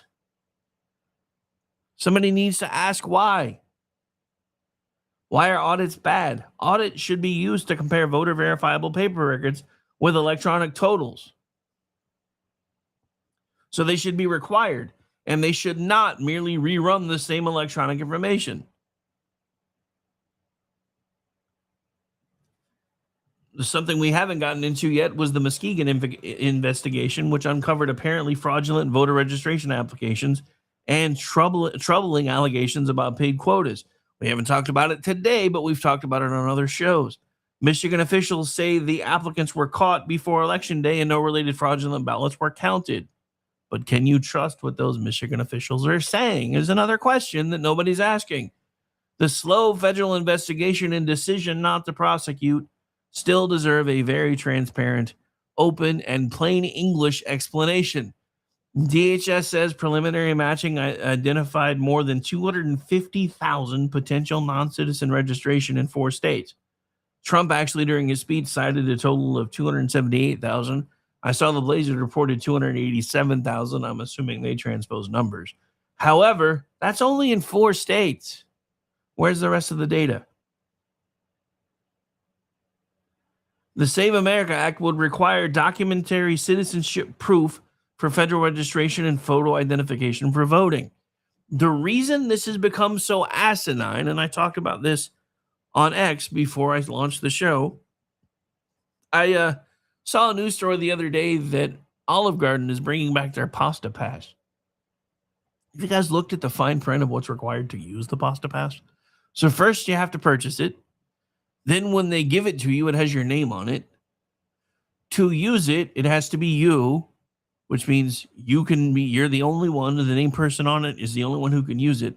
Guess how they verified that the named person is the only one using it?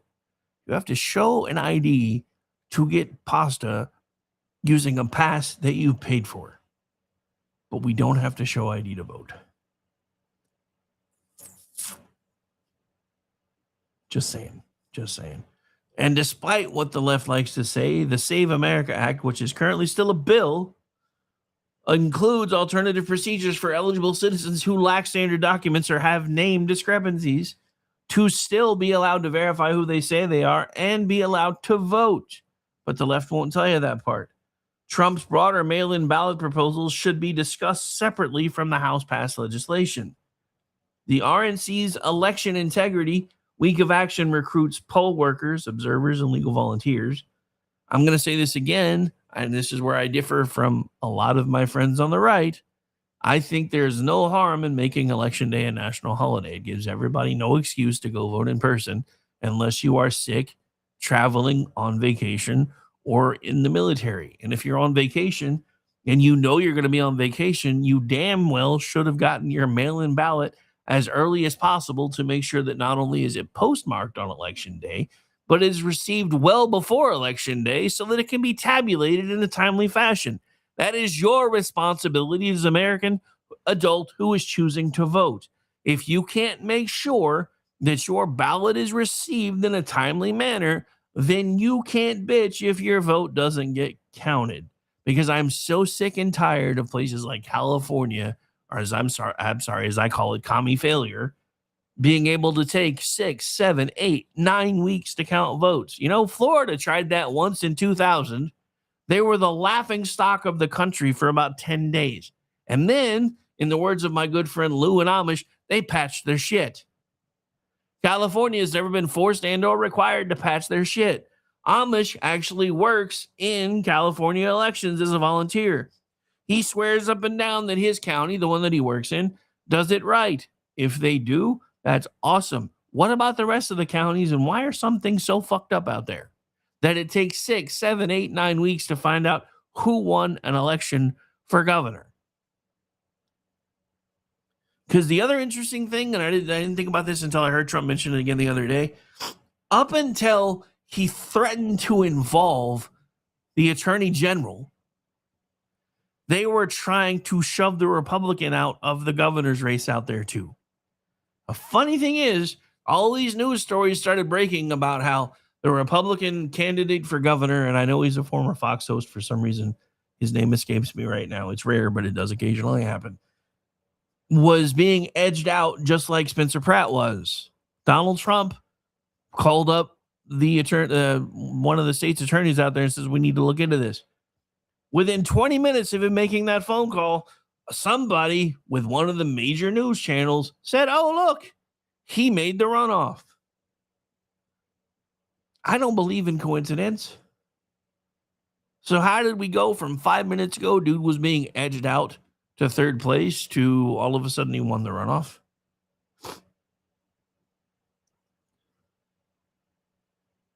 Now, I'm going to say this again. You should be finding a way to get involved in your elections and not just be talking trash online.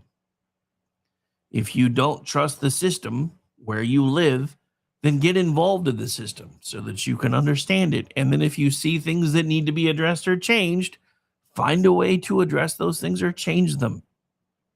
It's not really that hard. Now, here in Oklahoma, we don't have as much fraud as we have, as everybody else talks about, because we still use paper ballots. We don't have networked machines. There isn't any way for somebody to come in and mess with our stuff unless they come in and actually physically mess with the machines in person. Because we Scantron our ballots, we mark them, they get counted through the Scantron machine, and then they go back through and they hand count each one of the machines to make sure that the tally number matches what's in the machine and that all the votes are accurate and correct. There are ways to do this. And I get it. Oklahoma has about as many people in our entire state as is half of the people in New York City. So I'm not saying there aren't logistical reasons why sometimes bigger states take a little bit longer to count their elections. But I'm saying in the 21st century, in the age of information, when we all have computer power in our pocket that was more powerful than we ever used to get into the moon or go to space until recently, there's no reason it should be taking 6, 7, 8 weeks to count election results. We talked about this too. NBC and ABC have apparently changed the C in their name to communist because they declined to broadcast the speech on their main networks. CNN declined to carry it on cable, but did live stream it. The networks deserve criticism for limiting live access, but Trump's threat against their license, in some circles, feels like it goes too far. I don't happen to be one of those people. Democratic leaders dismissed the address broadly, including AOC. And the irony here is, within moments of her claiming that nobody should be carrying this speech, was when NBC and ABC said, yeah, we're not gonna. You know, the only reason I think CBS did, even if they did eventually cut away for fact checking, Barry Weiss. That's why.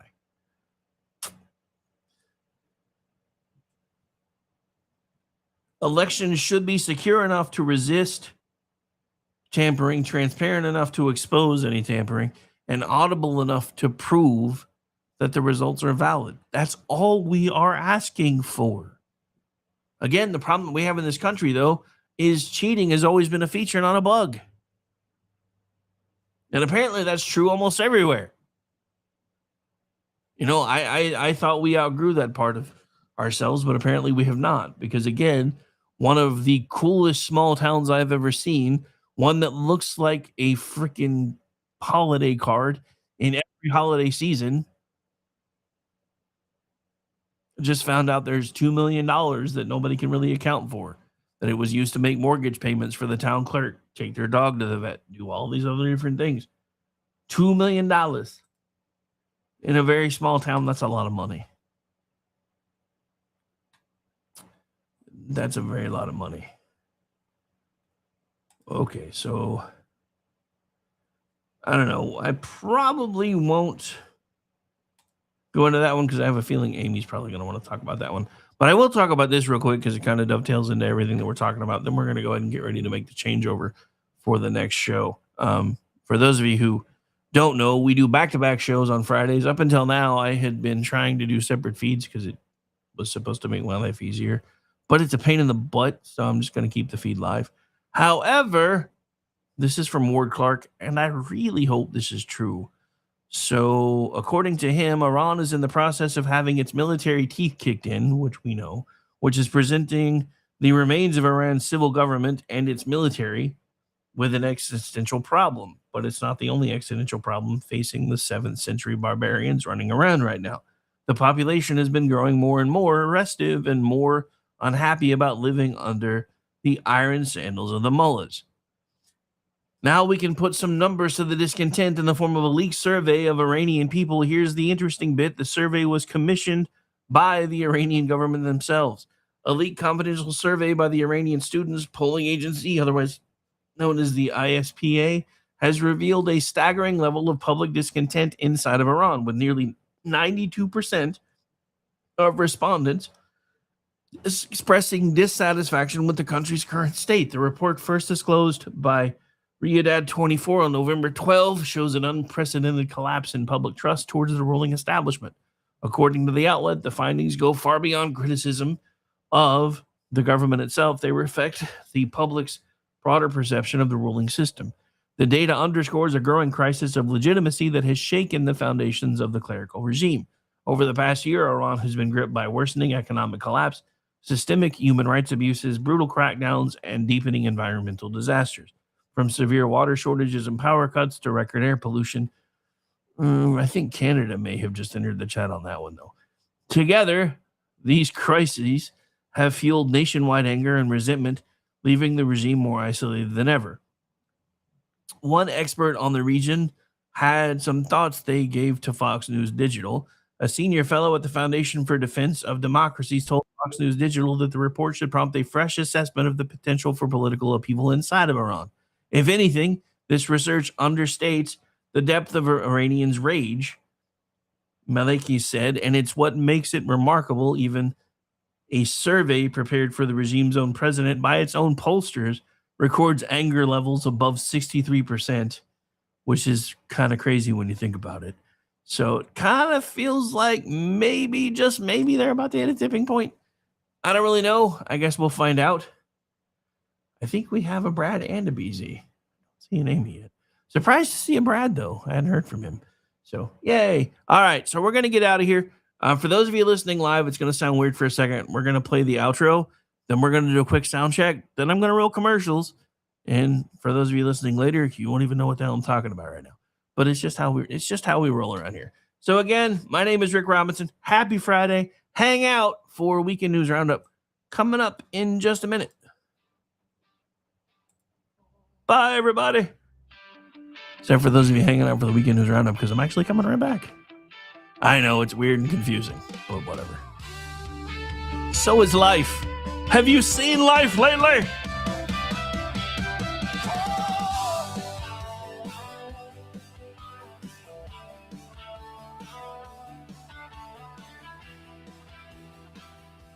Say goodnight, Gracie. Good night, Gracie.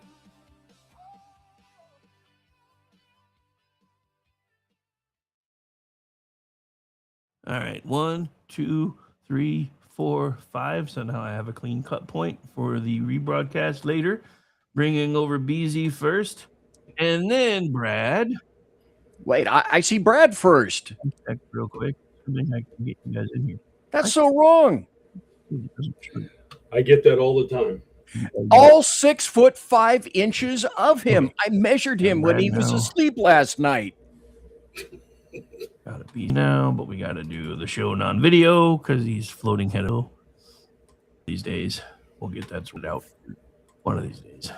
Disembodied human. There's a non-disembodied human. Where did he go? Where did he go? Wait, oh, he's Son not. of Why did it not show him? He's there. I can even see him trying to talk, but that's probably my fault. I can hear him if you can hear me. I can hear you now. I had the feed faded down, so yeah. None of this will be in post, so it's cool. But I'm trying to figure out why I can't. Am I a disembodied head? But you can't even hear me. I can hear you now. I just can still hear you. I can't just see can't and see I you. don't know why. Hey, Brad. That's so wrong on its face. Anybody's face. A marmot's face. A Hyrax's face. Oh, there we go. All right. I had to pull the old lady glasses out today.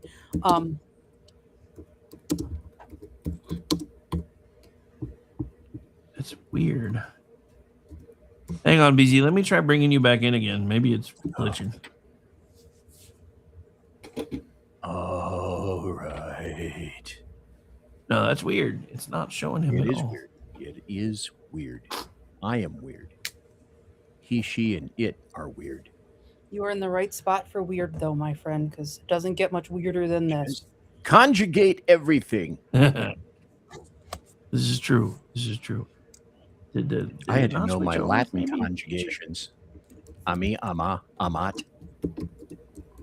I wish they would have taught us Latin. Okay, here's the weird thing. They didn't teach me. I learned some of it on my own. Hey, I figured it out. It actually turned it back off volunteered again. for Actually, it. Look, it's the floating head. The floating head. The floating head of fluff. Doom. All right, let's get ready to do this damn thing. Run a disclaimer if you're going to be talking like that. Falsa doom.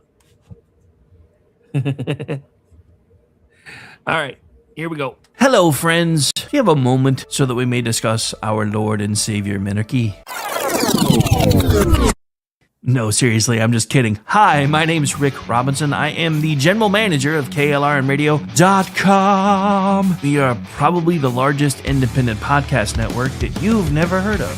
We have a little bit of everything, and by that, what I mean to tell you is we have news, pop culture, special events, conspiratainment, true crime, mental health shows, drama productions, and pretty much everything in between. So if you're looking for a new podcast home to grab a little bit of everything that you love all in one place, come check us out. You can find us on X under @KLRNradio. You can find us on our Rumble and our YouTube channels under the same names. You can also find us at KLRNradio.com and pretty much every podcast catcher known to man. So again, feel free to come check us out anytime you like at KLRNradio. Remember when entertainment was actually entertaining? When comedy was about being funny, movies were about telling great stories, and you didn't need a political lecture every time you hit play. Great entertainment still exists, it's just getting harder to find. Even the biggest streaming platforms leave audiences disappointed.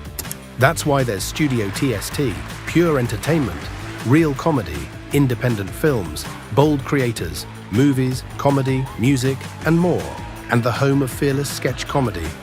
That show tonight, entertainment the way you want it. Funny, creative, unapologetic, and agenda-free. Studio TST, the future of entertainment starts here. Join Studio TST today for just $5 a month.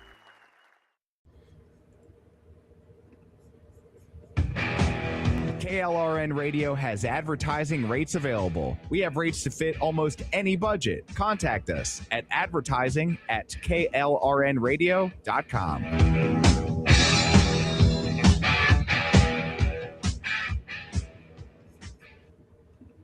The following program contains coarse language and adult themes. Listener discretion is advised. Pay no attention to that man behind the curtain.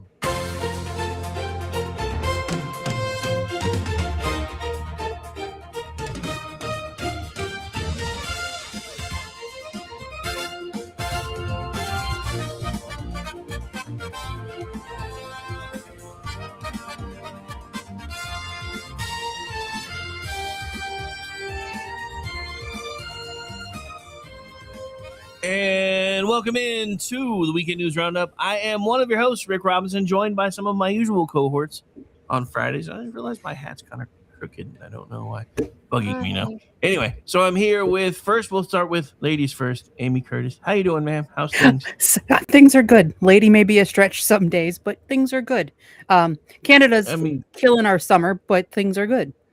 I mean, doesn't Canada always kill your summer, though? That's very, very true. I mean, but yeah, the air quality is poor. It's hazy as hell outside. Oh, and after we're done here, I get to go see the Odyssey because I'm going to write a review for Town Hall tomorrow. So watch for that. BZ's laughing. Hey, like I said in the chat, my theater has a bar, so I win, and I don't plan on doing this sober. My bar has a theater. One of the guys on Fox was like talking it up like it was awesome, and I'm like, you are just nuts. Anyway, we'll get to that in a minute. Damn it, Andrew, I do need a producer, but that would require a budget. I don't have one of those yet. And then we are joined by none other than Brad Slager, also a contributor for both Town Hall, Red State, and here at KLRM Radio. How you doing, man? How's things? Things are busy. We're, it's been media mayhem all week long because they can't help themselves and I can't help covering them. So it's been enjoyable watching them flail as usual. Fun times.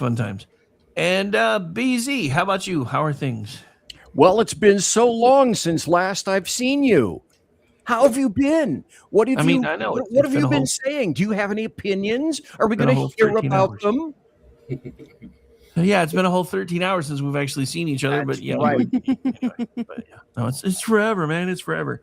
But yeah, no, I mean, I was a little fired up on your show last night, and it carried over into today. So I think that was glorious. I didn't just love it. I learned. You just like hearing somebody get as mad as this stuff as you do. Yes. For those of you just tuned in, yes. Hey, your old new bell actually works really good. It works better. Which is funny because I thought he'd finally found a replacement. Turns out he actually found his old bell from SHR, and it's better than the new one that he tried to buy. Baby. Anyway. All right. So it's not like there's anything to talk about for the next hour or so. Yeah. So where we want to go first? We're just going to take a nap. What are we going to do? Oh, Lord. I think we should start with Maine because that is a clown show that just got made a full-blown 3-ring circus. Dude, one of the candidates looked like Chris Farley in drag, and I can't not unsee it now. For me, it was Meatloaf. The Meatloaf memes were what was killing me. Yeah, that's Ashley Webb. She. It says I see. It's so easy to do that. His qualifications to be the next senator from Maine include being a songwriter and an author.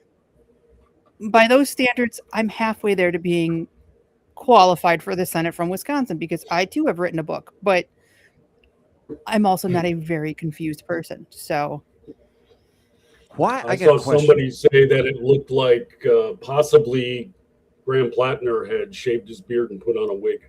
We have not seen Graham Plattner since he dropped out. That was, I mean, as soon as they said that, you couldn't unsee it.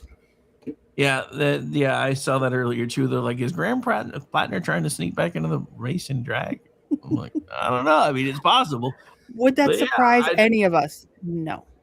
When we see trannies who are males, can someone not please pick a good-looking tranny to tranny? They're all ugly and obese and disgusting. Good God, people, clean up your tranny act. I mean, I know that the circus used to have a big thing for bearded ladies. That doesn't mean I want to see them in politics. Mm-hmm. Right. But yeah, no, Maine is really scary. I can't even believe this went as far as it did with the first guy because, like, as soon as they started coming out with all this stuff, I was like, there's no way they're going to run with this guy. And everybody was like, well, people can change. And you know what the tattoo meant and this and that and this and that. And then the first abuse scandal came out and they're like, no, that's not true. And then the next one came out and they're like, he's still my guy. And the last one came out and they're like, yeah, this is a bridge too far. It wasn't the fact that he was credibly accused of rape. Yeah, Lindsay Fifield's accusations, they dismissed her because she's a Republican. What's his face? Sheldon Whitehouse. This was a Koch brothers operation. Believe all women. Okay. No, they looked at the polls because right before this other story dropped, I saw that he was losing working class voters like by 20 points to Susan Collins. That's why they dropped him from the race. If he was, Oh, it was if all he about was the winning, yeah, if he was winning, they would have thrown I'm going to mispronounce his name and I apologize. Jenny Raxicourt, this last accuser, under the bus too. Doesn't matter that she's a Democrat operative, that she shares Graham Plattner's politics, that she herself almost didn't come forward because she wanted him to win the race, which is a whole nother can of worms we'll get into at another time. But he was losing the race, just like they would have been happy to give Joe Biden 4 more years of drooling into a cup while his little progressive staffers ran the country. They only kicked him out of the race because they were going to lose. In a very undemocratic fashion, mind you, because now the voters in Maine spoke. They wanted Graham Plattner. The Democratic Party didn't. And this is part of a bigger and alarming pattern of very anti-democratic behavior on the part of the Democratic Party, which is a topic we'll get into at another time too. I wrote about it though for Town Hall, so go join VIP and you can read my thoughts there. But what an absolute clown show. And at the risk of counting our chickens before they hatch, I want to say congratulations to Senator Susan Collins on her re-election, because she's going to win by 8. Well, they got a new wrinkle on this whole thing too, as far as what may have finally pushed him out. The polling is why he was going to drop, but he was giving this posture like, I'm not stepping down, screw the Democrats. He's going to stretch it out to the Monday deadline and such. I'm kind of looking into this. I might cover it tomorrow if I find more, but it looks like there's an investigation in Maine regarding Medicare fraud and his wife. Oh, okay. It's starting to sound like, when he started puffing out his chest and you can't get rid of me. It's like, well, we got some documents here regarding your bride that show ... And he was the one that came out, a week or 2 ago and said, oh, there's no Medicaid fraud in this state. This is all cooked up by the Republicans. Yeah, well, we got documents with your wife's name on it and your home address. Right. Which, if those reports are true, kind of surprised he didn't throw her under the bus, because treating women like crap is his modus operandi. So she must. Well, I've already said when he was stepping down, there's going to be an over-under on whether or not their marriage lasts at the end of the year. Just because of everything he's done that she can't tolerate and how much he doesn't seem to favor marriage himself. So I don't see much motivation for her sticking I don't know. around. It'll probably last a while. He'll just shove her in a room and shut the door till she goes to sleep. So, oh wait, did I say that out loud? My bad. Or let that happen in a car in a closed garage. That's on you. That's all you, BZ. But I don't see how it can't happen. Like I genuinely don't, because he's humiliated her. He's admitted to cheating on her. She put out that video that could have been a hostage tape. I genuinely feel sorry for her, because I can't imagine being in a relationship with that man, but that's just me. Well, it was the remarkable aspect of it all too, when his former campaign manager, she quit the campaign last October because she realized what a dumpster fire the guy is. But she was also the one that revealed in, I think it was April, that the text messages were on the phone, and those existed after his marriage, which completely contradicted the current narrative they had going for him. And everybody turned on the woman that was revealing this. She was the problem, not Plattner. That was the amazing aspect of it. So let me see. The guy's lied entirely about his biography. Now he lied about, there's no more scandals. He's lied about all these sexting issues were in my past. That all gets revealed, and everybody said, how dare this woman come forward with this information? Right. And now she's been completely exonerated because, oh, look at that. We have rape and worse things than the texting. Exactly, which absolutely proves my point that the scandals weren't what kicked him out. The fact he was going to lose was. They knew he was a complete shitbag in October, still ran with the guy. Same with Bernie Sanders. Why did Biden get installed? Biden got installed because Sanders wanted to destroy the flow of cash, and the spice must flow. Well, we need to get this bald communist out of here. And look where it got them. There's a whole insurgence now of Democratic socialists who are just itching to proverbially and maybe literally line the old guard Democrats up against the wall and get them out of office. Yeah, well, they just went after Jared Are you Polis. saying they're going to line him up against the Bernie wall already. won? So, Brad, your work wife says she'll stick with him because he's wealthy. So. maybe, but money, depending on how, like money can go away. Like money can disappear, and then what's left? But that's a possibility. I mean, the other thing is, how wealthy are you, and other than your parents' money, when your mom was your only customer? Because I bet you that's probably going to be going away soon. That's what it is. It's all his parents propping him up in the basement because it was even revealed. I think the Washington Free Beacon was the one that did. Mm-hmm. They looked into the numbers of his oyster business, and even that was a sham.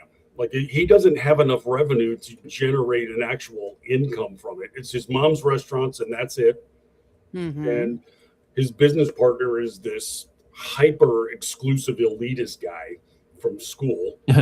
And basically they just, pocket government kickbacks and stuff like that. It's not a viable business. Well, right. And he's also on disability through the VA.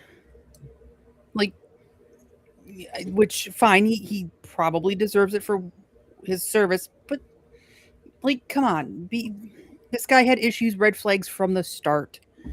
Well, yeah, he's not exactly driving around in the Lamborghini and such. I mean, he's probably considered Maine rich, and that's primarily from mom and dad. Well, Lamborghinis are reserved for muzzies in Minnesota, aren't they? Yep. Which they don't do well in the cold. Drug runners down on South Beach. That too. Can't go down there without kicking through a couple of gold wing doors, smacking you in the chin all the Plus, time. isn't that kind of shades of Katie Wilson too? Yes. I don't. In Seattle, she is. Besides, everybody is, knows Lamborghinis are like 80s and 90s. It's all about the Bugattis now, bro. The Bugatti, whatever. I won the lottery tonight. I wouldn't buy a Lamborghini, Bugatti, any of that. Give me my Honda Accord. I love my little Honda. I'm not a fancy car girl. I'm just not. But the funny thing with this whole Maine disaster is they're doing this to oust or try to oust Susan Collins, probably the most moderate, milquetoast, light Republican you're ever going to want to meet, who voted in the first to impeach Trump after January 6th. You're being very nice. I'm being kind. I am being very nice because I want Susan. I want the Republicans to hold on to the Senate. I want to hold on to Susan Collins. I want Collins to hold on to that seat. Do I wish she was more of a Republican? Absolutely. But I would vote for her if I lived in Maine because she's better than the alternative. But this notion that she is this MAGA fascist who bends the knee to Trump is comical. Absolutely comical. She votes with any other Republican except it was, I want to say Lisa Murkowski, but don't quote me on that one. But I guess she's bipartisan. You see, and Aggie said the same thing. They nuked the entire Democrat Party in Maine for Susan Collins. Like, guys, get some perspective. They don't have any perspective anymore. That's the problem. No, they are so addled by Trump derangement syndrome that it's actually like eating at their brains. And I don't get it. And I say that as somebody who opposed Trump in 2016. But after he won, it was like, fine, 4 years of Trump. Do not allow that man to live rent-free in your head. He will be gone in 2029. And you will have to live with the misery that you've inflicted on yourself. Well, will he really?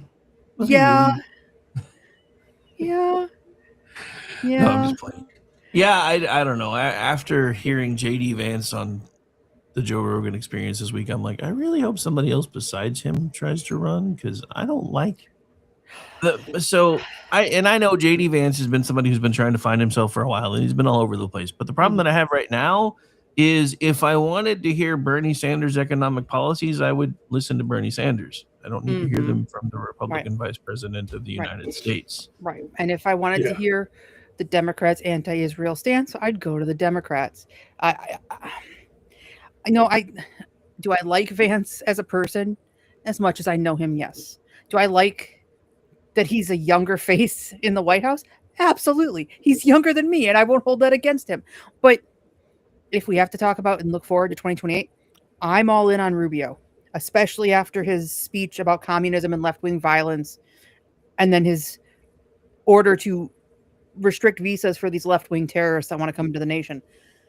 Presidential material right there. Well, the other thing that I love about Rubio, Rubio is... would be... Go ahead. He'd be a slam dunk. Absolutely. I mean, he's leadership and everything else. I mean, he's got the bona fides. He's done everything pretty much that you'd expect from a leader. And I don't see how you could say no to him. Well, the thing that I love about Rubio is the fact that he's basically done all the cabinet position jobs now, so he knows everything a president would need to know. And that's the one thing that for me, is somebody who's always usually up until this last job change, gravitated towards management. And they asked me when I applied to go to work for OU, they're like, with your resume, why didn't you apply for one of our management positions? We could have trained you. And I'm like, because I don't know how to do the job yet. How am I supposed to coach somebody to do the job if I haven't done the job? And that's how I've always been. It's always start at the bottom, work your way up, because then by the time you get there, you know how to make sure people are good at their jobs. And that's one of the things that I like about Rubio is, one, he's come a long way from his early days. He has grown so much. And then the other thing is just realizing that, and I don't know if maybe Trump already has kind of trepidations when it comes to Vance, and that's why he's been leaning on Rubio so much. And because you've already heard him make some of the jokes, well, if this goes sideways, I'll just blame JD. That's not a joke. Let's be honest. That's Trump trying to be funny, but it's not a joke. Because Trump doesn't joke like that. He's serious. If it goes sideways, it's on him, not me. That's just Trump. I can remember what my dad... The thing with Rubio, too, is that he can elucidate policy like pretty much nobody else, including Trump in the administration. I mean, anytime he gets supposedly pinned down by reporters, or if he's at the White House press room, he can explain things in a fashion that you can't refute, because he just delivers the facts, but in such a way that it just sounds like common sense, and all the talking points evaporate as soon as he lays them out. I don't know how you could fight that back. That's kind of amazing to watch. He's not hyper political. He is just no nonsense, pragmatic. This is why we're doing it, and this is why it's happening. And then afterwards, you're like, okay, then. And the media is usually lockjawed as a result. It's beautiful to watch. But yeah, he's rope-a-doped them more than once lately, which has been beautiful. But okay, so where we want to go next? Because like I said, it's not like there's anything we should be talking about anyway. So I don't know why we're bothering to do a show today. Anybody watch that speech last night? Yeah, and I gotta say, he has some good points. I set that bar. My expectations were very, very low, because I kind of know Trump after a decade in office. There's some substance there too. We need to pay attention to what China's doing with our elections, because I've been saying for years things like TikTok, that's all a big psyop to undermine us domestically, and people are just kind of whatever. Like, I'm a very lenient mother when it comes to technology in a lot of ways. TikTok was the one thing I said, it's not allowed on any of the phones. You guys are not allowed to go on TikTok ever. And they listened to me not because of the China's got your data. Everybody, you breathe, the first breath you take and your data is everywhere. But because almost everybody's iPhone is made in China, so there's no way they're not getting our data regardless. But the psyops on that social media, like the agenda stuff that China pushes that they don't allow on their social media sites in their own country, no. And so I think there's something there. He's just a very bad messenger of these big things. Like, he needed to have a very carefully laid out speech written by somebody, maybe even delivered by somebody else. And then here's the data that we've got. Look at it, because there is some stuff there that we need to be concerned about. And I wrote about it this afternoon for Town Hall. It'll publish later. 20 minutes of the Democrats going, yeah, our elections are connected to the internet and they're easily hackable. And now all of a sudden Trump says it. No, he's got no evidence. He's got no proof. AOC said the network shouldn't carry his speech. He's the president of the United States. The media doesn't get to decide what we get to see, what he says. Well, it's not honest. Okay, fine. Then refute it. If it's that dishonest, it should be very easy to refute it and not, I'm not going to run his speech because he's lying. Say the people who tell us COVID came from a wet market. that the vaccine worked, that, a laundry list of things. Okay. Well, the thing was, they were calling it a lie before he spoke. They were refuting the documents that they didn't see yet. I mean, that was the amazing part last night. I watched CBS come out, and even Brian Stelter was applauding him. They pre-bunked the speech. It's like, you dumbass. That's Right. They're lying so right there on its face. And then Right. ABC said, we're not going to run it because we don't trust him and we're not going to waste our time. The second he got done, there's Mary Bruce on camera. Let's tell you what he said. How about letting me listen to what he said? Right. Because you might not think the way the media want you to think, and that's the problem. Well, I have a block list of journalists that'll tell you that's always been the problem. They hate when I challenge them or ask them questions about stuff. So speaking of election integrity, did you guys see the post from Riley Gaines earlier today where she said we should put the Olive Garden CEO in charge of the Senate? I did not see that. Free bread So sticks yeah, for everyone. well, it's all tied to their pasta pass thing, because there was somebody when they made the announcement that asked a kind of a question that I think was relevant. Is this just for me if I get it, or can I use it to get pasta from my family? Their answer was a very firm no. And then there's lots of fine print. The never-ending pasta pass is only for use by the pass holder whose name is actually printed on the pass. Passes are personalized and non-transferable. And to use the pass holders must present a valid photo ID along with the pass at time of ordering. So you have to show an ID to use a pasta pass that you paid $100 for that's only good for 13 weeks, but you don't have to show ID to vote. I don't think I could eat that much pasta in 13 weeks, but it's sad that Olive Garden has better election security than the federal government. I just thought it was funny when Riley Gaines was like, Olive Garden CEO for Senate Majority Leader now. I was like, okay, that's awesome. Well, I think Babylon B was the one that said how many black people are now disenfranchised because the Obama library requires photo ID. Right? I thought about that too. I was like, it's free to get in, but you have to show an ID. Isn't that disenfranchisement? Is it free to get in? I thought they were charging on top of making you show an ID. Well, it was supposed to be free. I think now that they have a red bottom line, I don't think it's free anymore, but it was supposed to be free originally. So this is another one of my favorite ones from Haley Corona. If I give birth at an Olive Garden location, is my baby entitled to a never-ending pasta pass? The Supreme Court says yes.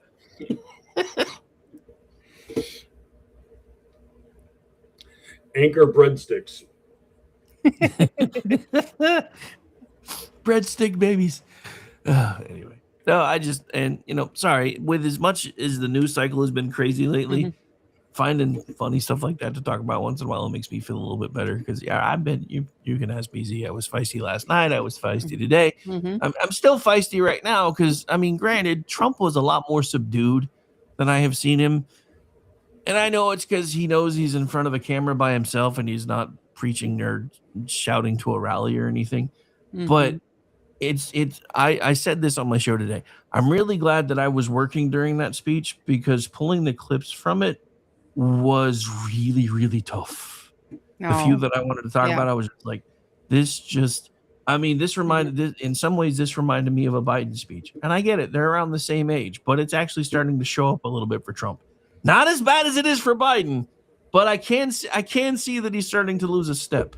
He can still use steps and he can still walk and chew gum, but he is officially losing a step. But then again, he's like 80 and he gets around better than I do, and I'm only 53. So yeah, he turned 80 June 14th because he was born 2 days after my dad.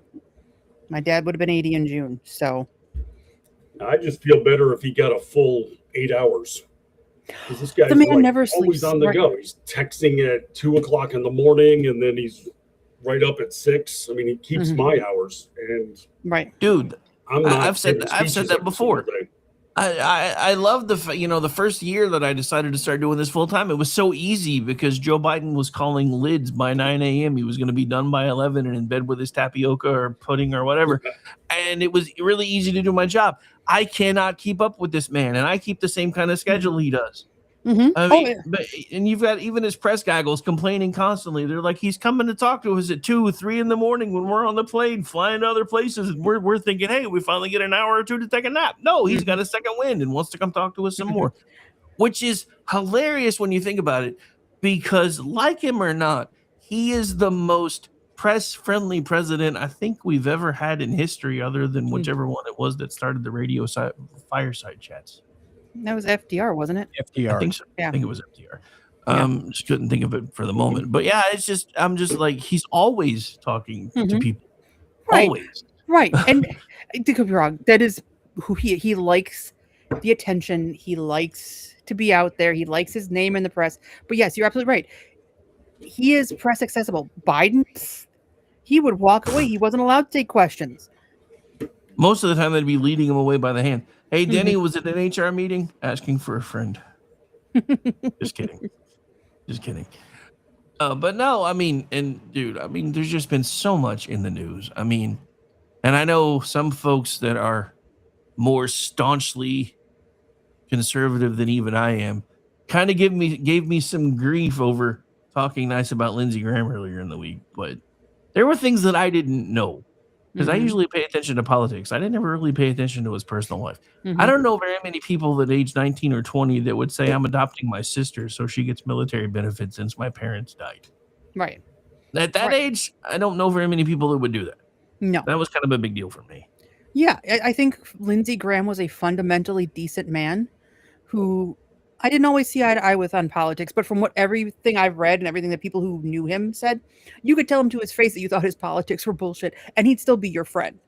And that's that's the hallmark. Yeah, that is the hallmark of a decent man, and it's a big loss. Like, I was genuinely shocked when I woke up at like 4 a.m. Speaking of insane, ungodly hours on Sunday and saw that he had died. I thought it was a joke. I was expecting to get the Mitch McConnell death notification first, not the Lindsey Graham one. And it's just one of those things. He got taken out by the same thing that took out John Ritter. So. Yeah. The funny thing is realizing that the angel of death is sitting there shaking the magic 8 ball. Is George Soros even in this damn thing? Am I ever going to get him? Right. Yeah. Exactly. Yeah. I don't know. But yeah, no, I mean, look, and again, tongue in cheek completely. I mean, it's hard for me to look anybody in the eye or see eye to eye with anybody all the time, depending on how I'm looking at you. Just saying. But I'm not laughing at that. Go ahead. I laugh at it all the time. But no, I mean, but that's my point. So I'm used to things like that. And I like the fact that, even if he was even more hawkish than I am, when it comes to Iran, we needed to be hawkish. We should have been being hawkish the entire time. When they started flying planes into the sides of buildings, we should have been focusing on Iran. Because that's where the money started, no matter what. Was them. That's where our focus should have been a long time ago. And I've said this before. I'm glad that the president's finally realizing that these are not people that you can negotiate in good faith with. We'll see how long he holds that opinion, because he does change that one quite often. But I've said this before. January 22nd, 1981, those folks should have been dealt with. The only reason we didn't was because we were afraid Russia would uncork the sun on us if we did. Absolutely. No, the way you deal with the Iranian regime is you put them 6 feet under. And you bring in a regime that you can actually work with and negotiate with, because like their whole worldview is they want to bring about the end of the world and this Islamic apocalypse, because that's what their religion teaches, and they are zealots, and they will do whatever it takes to get to that goal. They will lie, they will steal, they will cheat. They want a nuclear weapon more than anything in the world, and I hope he sticks to his gun. Like, flatten them. We had an opportunity several months ago when this whole thing started to arm the civilians and cause an uprising and let them overthrow the government. And what did he do? He told them to stay home, and that was a huge mistake. Yeah, that was a huge tactical error in my opinion. That was a huge mistake. And that momentum, I think, sadly, right now is lost. So it's on us to do the dirty work now and take out the regime. Well, the good news is there's been a leaked report that came out today that apparently like 92% of Iranians are pissed off at the Iranian government. So if we keep tipping and actually let the Mossad do it, because I don't trust our clandestine services any further than I can throw them anymore, we probably could get them armed and let them, because there have been some pockets of resistance. I saw stories leaking out from time to time about people shooting at checkpoints, etc. But the problem, and the thing that I think Americans take for granted is, one of the reasons they never invaded mainland America during World War II was because the Japanese emperor said we can't, because in America there's a gun behind every blade of grass. They don't have that there. And I think a lot of Americans are like, well, why don't they just deal with this themselves? Because they can't. What are they supposed to do? Wag a finger at them until they leave? Well, when they deal with it themselves, 40,000 of them become murdered by the government. Exactly. And that was one of the things that drove me the most crazy about all the people on our side that are like, this isn't our problem. The Iranians should be doing this. Yes, it is our problem, because it was our foreign policy shit with the British and what eventually became BP oil that led to this mess in the first place. That's the nobody understands the history of what led to Iran becoming what Iran is, because nobody's taught history anymore. In the 50s, they elected a socialist prime minister. England was pissed about that. Great Britain was pissed about that, because they had just sunk all kinds of infrastructure money into getting the oil out of the ground, and he was going to nationalize the oil industry. So Britain leaned on us to help us, to have them help, and us and them overthrow the guy, which led to the Shah originally being installed, and then everything else that came after. So a lot of this was our fault, and it's one of the reasons why when I tell people about this, everybody keeps acting like this is a new war. This is not a new war. These people have been at war with us, even in earnest, since 1979. But before then, they were still chanting in Persian, in Aramaic, or whatever language they use over there. First the Saturday people, then the Sunday people. They have wanted us dead for a very long time. And we don't seem to want to we don't seem to want to face that fact. No, right. It's because it's a scary to realize that people want you dead and they mean it is a scary, scary realization. But once you get past the scary, then you can start to act. Aggie, at first I thought you said that it doesn't even seem like he needs the teleprompter. Then I looked closer and realized you said he doesn't read the teleprompter, which made it even funnier, because it's probably both accurate. Yeah, there was a lot of ad-libbing last night. Oof. Just So you remember that Logan Act thing that everybody says is worthless? Apparently there's a House Republicans that are pushing a Logan Act probe into Mondami, trying to meet with Iranian people. Good. He should be denaturalized and deported for that alone. Well, somebody else floated an interesting argument in an article that I saw the other day, and I can't remember where the article was, but I remember the gist of it, that the idea of having a communist in office is antithetical to everything within our Constitution, so he should be unseated, denaturalized, and deported. I'm like, I could support every single bit of that. All the laws we have on the books to deal with the communists back from the McCarthy era have never been repealed. That's all I'm gonna say. BZ made a great point. Wouldn't that be true of Prayapal also, if you're going to go there? Oh yeah, Jamila Prayapal, yep, and Rashida Tlaib, yes, Ilhan Omar. I'm gonna say, don't forget the brotherfucker. Bye. Like, we need somebody who has the balls to actually follow the law. Yeah, well, we don't seem to want to do that. No, we have to be nice. We have to play nice. No, we don't. They do not want to play nice. They have made that very clear, especially the socialists. They want to abolish the Senate, abolish the presidency and Supreme Court, and replace them with whatever will be submissive to the unicameral Congress that they think they will control. They will shred our Constitution. They will open our borders. They're not lying. They're not hiding. They're not playing games. We need to start taking them seriously. Oh yeah, they're showing us exactly who they are, and everybody's still like, oh, no, they don't really mean it. What I find is absolutely funny after being sick and being off for a while is trying to get back up to speed and realizing that everybody in the media is talking about things I was talking about a month ago before I got sick. Yeah, they're a little slow on the uptake. I started talking about the DSA platform as soon as the first guy one in New York. I'm like, have you guys seen this platform? This is some scary shit. Yeah, This I've is written not- about it since Mamdani took office too.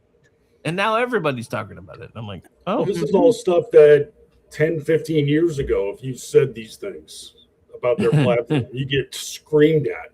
They're not communist. And the DSA leaders are out there saying, we want communism. Yeah, our goal is communism. How do you ignore that unless you want to ignore it? Here's the thing. They're still saying they're not communist. How do I know? Because it happened in BZ's chat last night. 2 or 3 people, when we brought up the DSA, were like, you guys don't know what communism really means, do you? And I'm like, no, apparently you don't know.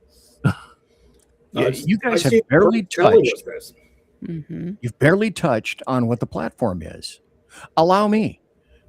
Let's see. To abolish the presidency, abolish ICE, abolish the Senate, statehood for D.C., 2 automatic leftist Senate seats, but not a few. Abolish the sentence, comma, fucktards. Abolish the Electoral College, abolish the Supreme Court. I guess court packing wasn't sufficient. Put the ICC, the International Criminal Court, over the U.S. with its jurisdiction, end all help and aid to Israel, legalize all migration, amnesty for all immigrants, end visa caps and quotas, build new public-owned social housing, clue, strictly regulate investment properties, universal rent control, free counsel for all tenants, abolish the police, abolish prisons, enact reparations to blacks, free abortions, enhance the trannies, expand the House of Representatives, ranked choice voting in all elections, period. Publicly finance all elections. That's not that bad.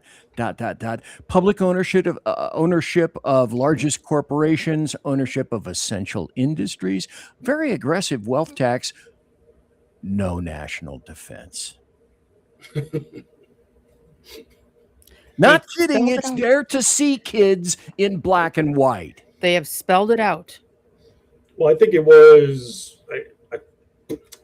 timing of it. I'm not exactly sure. It might have been just after the election, but there was a time when they were insisting Mamdani's not a communist. No. The very next day, he came out and suggested the government take over housing projects and turn them into communes. The warmth of collectivism. I mean, he's defying their defense of him. Yep. Well, he's in power now. He doesn't have to lie. And he just yesterday, didn't he propose free babysitters for New York citizens that want to go out on a date? Right. Yep. And if you leave your kids with somebody Mamdani wants to watch them, you are stupid. You are stupid. Find a neighbor kid to leave them with, because they're going to come back trans and hating the Jews if you leave them with Mamdani. Well, that's if they're still home when you get back. That's true. If they don't just disappear them anyway. And he had the land. He and Sia Weaver, his anti-property socialist housing person, had a press conference. Evictions are violence. Now remember, you beat a guy to death on the subway. That's not violence. That's a social construct. But your landlord evicts you because you don't pay rent. That's violence. Well, here's the part that Mamdani never really touches on about why he thinks people need free babysitters.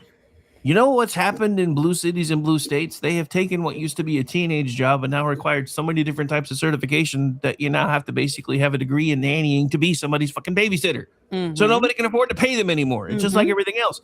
The reason there's a housing shortage predominantly wide open borders with everybody flooding through and too much restriction on who can build, where you can build, how you can build. And even if you get permitted, somebody's going to come in and do some sort of a land study and say, oh, there's a rare polywog here, so no, you can't build here after all.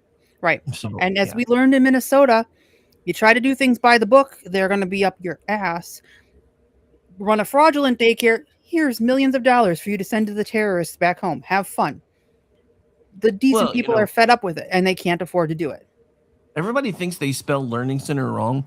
It's Leering. They didn't. They were just teaching people how to glare. They were teaching. Just saying. I know that was bad, but it's okay. I don't know. But so here's an interesting thing that I've seen kind of floating around. Everybody thinks now that Graham is gone, that because he passed, his idea for Russian sanctions is probably going to get through. And there's even been some talk that because they're going to try to get a lot of the Save America Act funding stuff pushed through in a reconciliation package, that eventually they might be able to get that done too, and basically just browbeat everybody into doing it for Lindsay. If they have to physically beat people to do it, fine, like get it passed. Well, was it something JD Vance said that ticked me off too? Well, it wouldn't impact the midterms. Okay, so we shouldn't do it because it might not impact them, like change things for the midterms. What about 2028, 2030? Like there's a future out there, right?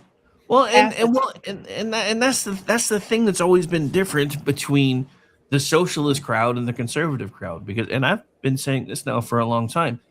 You guys realize how long it took for them to get a progressive income tax again? After the Civil War, we got rid of it.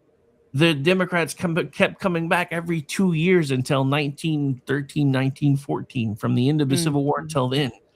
And then the Republicans thought they were going to be smart and say, well, we'll leave it up to the people. And then the Democrats did the same line that they still use today. You don't have to worry about this because it's a 2% tax on the top 1% of America, so it's not even going to bother you. So they got to, everybody started looking at the rich people going, we're going to finally get them. And then there was enough of a vote to get it passed as a constitutional amendment, which is why we are now stuck with an income tax. I still, even though this is not juxtaposition, I'm going to put this out there. I still feel like that was a valid, I keep wanting to say Mamdani, but Mandela effect, because I remember when I first started doing this show, I had researched it and other people had even shown proof that income tax was unconstitutional. So at some point, something changed, because I even remember telling people that income tax was technically unconstitutional, and I had researched it and found the information. I can't find it anywhere now, though, because of that damn amendment. They got to you. So, yeah, something happened. Something happened. But, yeah, no. So, yeah. And the problem is they still use that today. Well, it's not really going to affect you. And then Joe Biden's like, our taxes are only going to impact people that are making $400,000 a year or more. Unless you sell something on Venmo or someplace for $600 or more, then we're going to come find you. Right. Really? So you're going to tax me on something I already bought because I sold it? Really? Okay, whatever. But yeah, we're the authoritarian ones. Yeah. I said this on BZ's show last night. I just wanted to be left alone. I had never had any inclination to do what I do for a living now. None. I just wanted to be left alone. And then I watched a business that I loved, that I poured blood, sweat, and tears into, crumble overnight because of Barack Hussein Obama. And I started getting politically involved and politically motivated, and the rest is history. I never wanted to do this. You can ask people when I first started doing this, when they would meet me in person. They were like, you are so much more boisterous on the radio and on broadcast than you are when we see you in person. I used to be an introvert. And the funny thing is, because of the work field that I went into, once I got out of security, there were 3 different times that I took a test that said whether you were an introvert, an extrovert, or some part in between. Every time I changed companies, I took the same test. When I first started working for Convergys, I was an introvert. When I went to work for Southwest Airlines, I was an introvert with some extroverted tendencies. By the time I took the same test when I went to work for OU, I was an extrovert with a side of introvert. Because I just got used to telling people how I felt and what I thought, and it didn't bother me anymore. And I still think that's probably part of the reason why I got divorced the second time. I have always been a wilting introvert. Really? Somehow I'm not buying that. Yeah, I'm feeling like I should have put my boots on before I came into the studio right now. Getting a little deep in here. All right, so I know Amy's on a clock today, so we should probably start wrapping things up, because she's wanting to probably get there early. Oh, I got a little bit of time yet, but yeah, I'm going to go see the Odyssey. Lucky you, said sarcastically. Glad it's not me. I'm surprised Brad isn't doing it. I was like, wait, you're reviewing it for Town Hall? Oh, I figured they would have roped Brad into doing it. I want to hear it, Amy. I've, I want to You will, hear it. you will hear it. I promise you, I'm trying to go into it and to be. I don't know how successful I'm going to be, but I am going to try. I want to believe. I got too much apathy about this movie. I mean, it's like everybody's all worked up about it, and I can't give a damn. It's Well, a year ago, if you had told me Nolan and the Odyssey, I would have been there. And the only reason I didn't buy a ticket a year ago is because I know me and I know my life, and something's going to go tits up if I plan that far ahead. So, but the whole thing has just gotten progressively, no pun intended, worse as we've gotten closer to the release date. And now it's kind of like I'm going to see the train wreck. Interstellar, great. Dunkirk, great. Enjoyed them both. Mm-hmm. Mm-hmm. Yeah. The Dark Knight is one of my favorite movies of all time. Yeah, I mean, it was good. But yeah, I just was that Heath Ledger? Yes, that was Heath Ledger's Joker. He won an Oscar posthumously for that. Yeah. Well, I just love how all the arguments that are against it, they automatically gets labeled as MAGA. You can't handle a black woman in the role of Athena. It's like, well, no, I can't handle the fact that in the written work they describe her as fair-skinned, blonde. I mean, it's just you're defying the source material. It's not a MAGA DEI argument. I can even get past the color thing. What I can't get past is this supposedly being the face that launched 1,000 ships, and it looks like Whoopi Goldberg had a baby. And I'm sorry, I'm sorry. I just can't buy Elliot Page as a warrior. I'd forgotten about that. Oh my God! Did you? They keep getting copyright struck, but did you see the footage of her running in the armor from the movie? It is so bad. 5'5" tranny troll. Nothing says warrior like that. Right. I look at that kind of stuff and it's just like there's no way I'm going to spend 3 hours watching something I have no care for. Yeah, right now. I'm not against or for it, and the one thing that's always cracked me up though, and this goes back to my days of being a movie reviewer. That's where I cut my teeth. There's always the complaint when you come out critical against some of the releases. Who the hell's this guy? He's never made movies. He's a son of a bitch. The exact same studio, if I gave it a rave review, would put 5 stars next to my name on their movie poster. Same guy who doesn't know anything about movies. And now they're saying, you can't complain about a movie you haven't seen. You have to go watch it first. It's like, well, you can't complain about cops if you haven't been a cop. That's compulsory viewing for one. And two, you're not bitching about the people that are raving about the movie who haven't seen it. And that's where the hypocrisy all comes. If you're, pimping them properly, it's all good.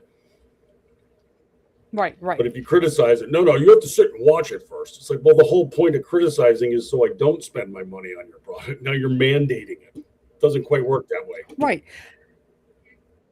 And I've touched on this point before, but a warrior story about a man who comes home to his family, that is from one of the foundational texts of Western literature. That is fertile ground to get audiences from red states to go see your movie. And what do? They don't put a single Greek person in it. They shoehorn Ellen Page into it, and they make Lupita Nyong'o Helen of Troy, and her sister Clytemnestra, which in and of itself, she's supposed to be the most uniquely beautiful woman in the world, but she's played by the same actress. Okay, I'm even willing to overlook that. The problem is the hypocrisy. Moana is 10 years old, just as made up a story as the Odyssey. But Variety wrote this breathless piece about how we were so careful about making sure we respected Polynesian culture in this film and that representation was proper on screen. But where the fuck were the Greeks? And why does Greek culture not matter? Well, I get it because it's Western civilization. You guys hate that, but the hypocrisy is always. Yeah. What happened? Yeah. What happened to the whole "my culture is not your costume" thing? Yeah. Where did that go? Confused. All right. Oh, so Aggie just gave me a heads up on that too. I will watch for that. Like I said, the movie starts in about an hour. It's 5 minutes from my house. So don't feel like we have to like cut and run right this second.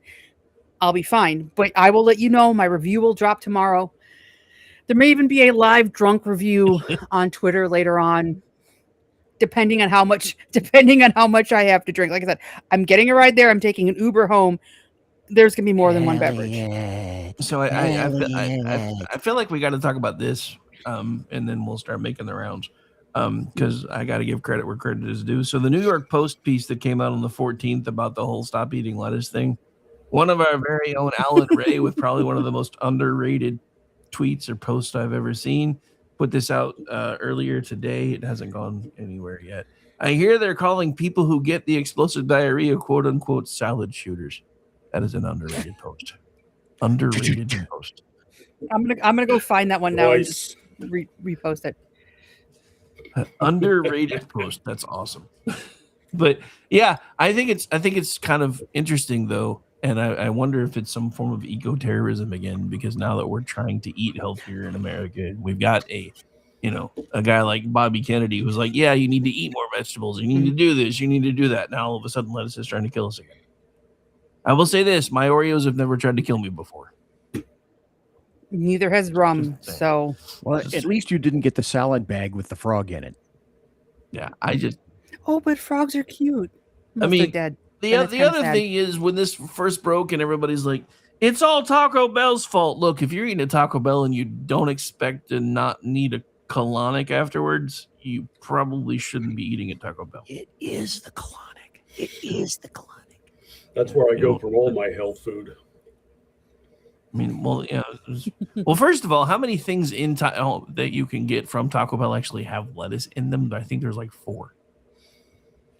Not only that, but their I don't know. I don't eat it. Beef is freeze dried. Comes in a bag. Yeah. Well, yeah. I mean, a lot of fast food's gone that way. Hell, I remember years ago when everybody was starting to do like the Applebee's thing and the Chili's thing, and everybody was like, "Oh, this is so awesome!" And then it all got turned over to Cisco, and it's all just basically eat and eat, and everybody's like, Yeah, it's disgusting. Yeah, when I was at Budweiser serving their draft lines, I had to move a bag of something that was on a keg, and I was like, "What is this?" Like tiny brown pellets. It was almost like sand, and then I flipped the bag over. Taco beef. Sand? Really? Okay. Sand? Oh, when it's dehydrated, yeah. That absolutely makes sense. Looked like mulch. Oh, that's appetizing. Jesu Christi. Jesus wept. Yes, exactly. So I guess I'm going to circle back around to this for a second, because even though the speech was not very good last night, he did make some very key points, and I am a firm believer now that, especially now that Nancy Pelosi was caught on video not once but twice saying that what happened on January 6th was basically her fault. I think she let it happen. I think she let it happen on purpose.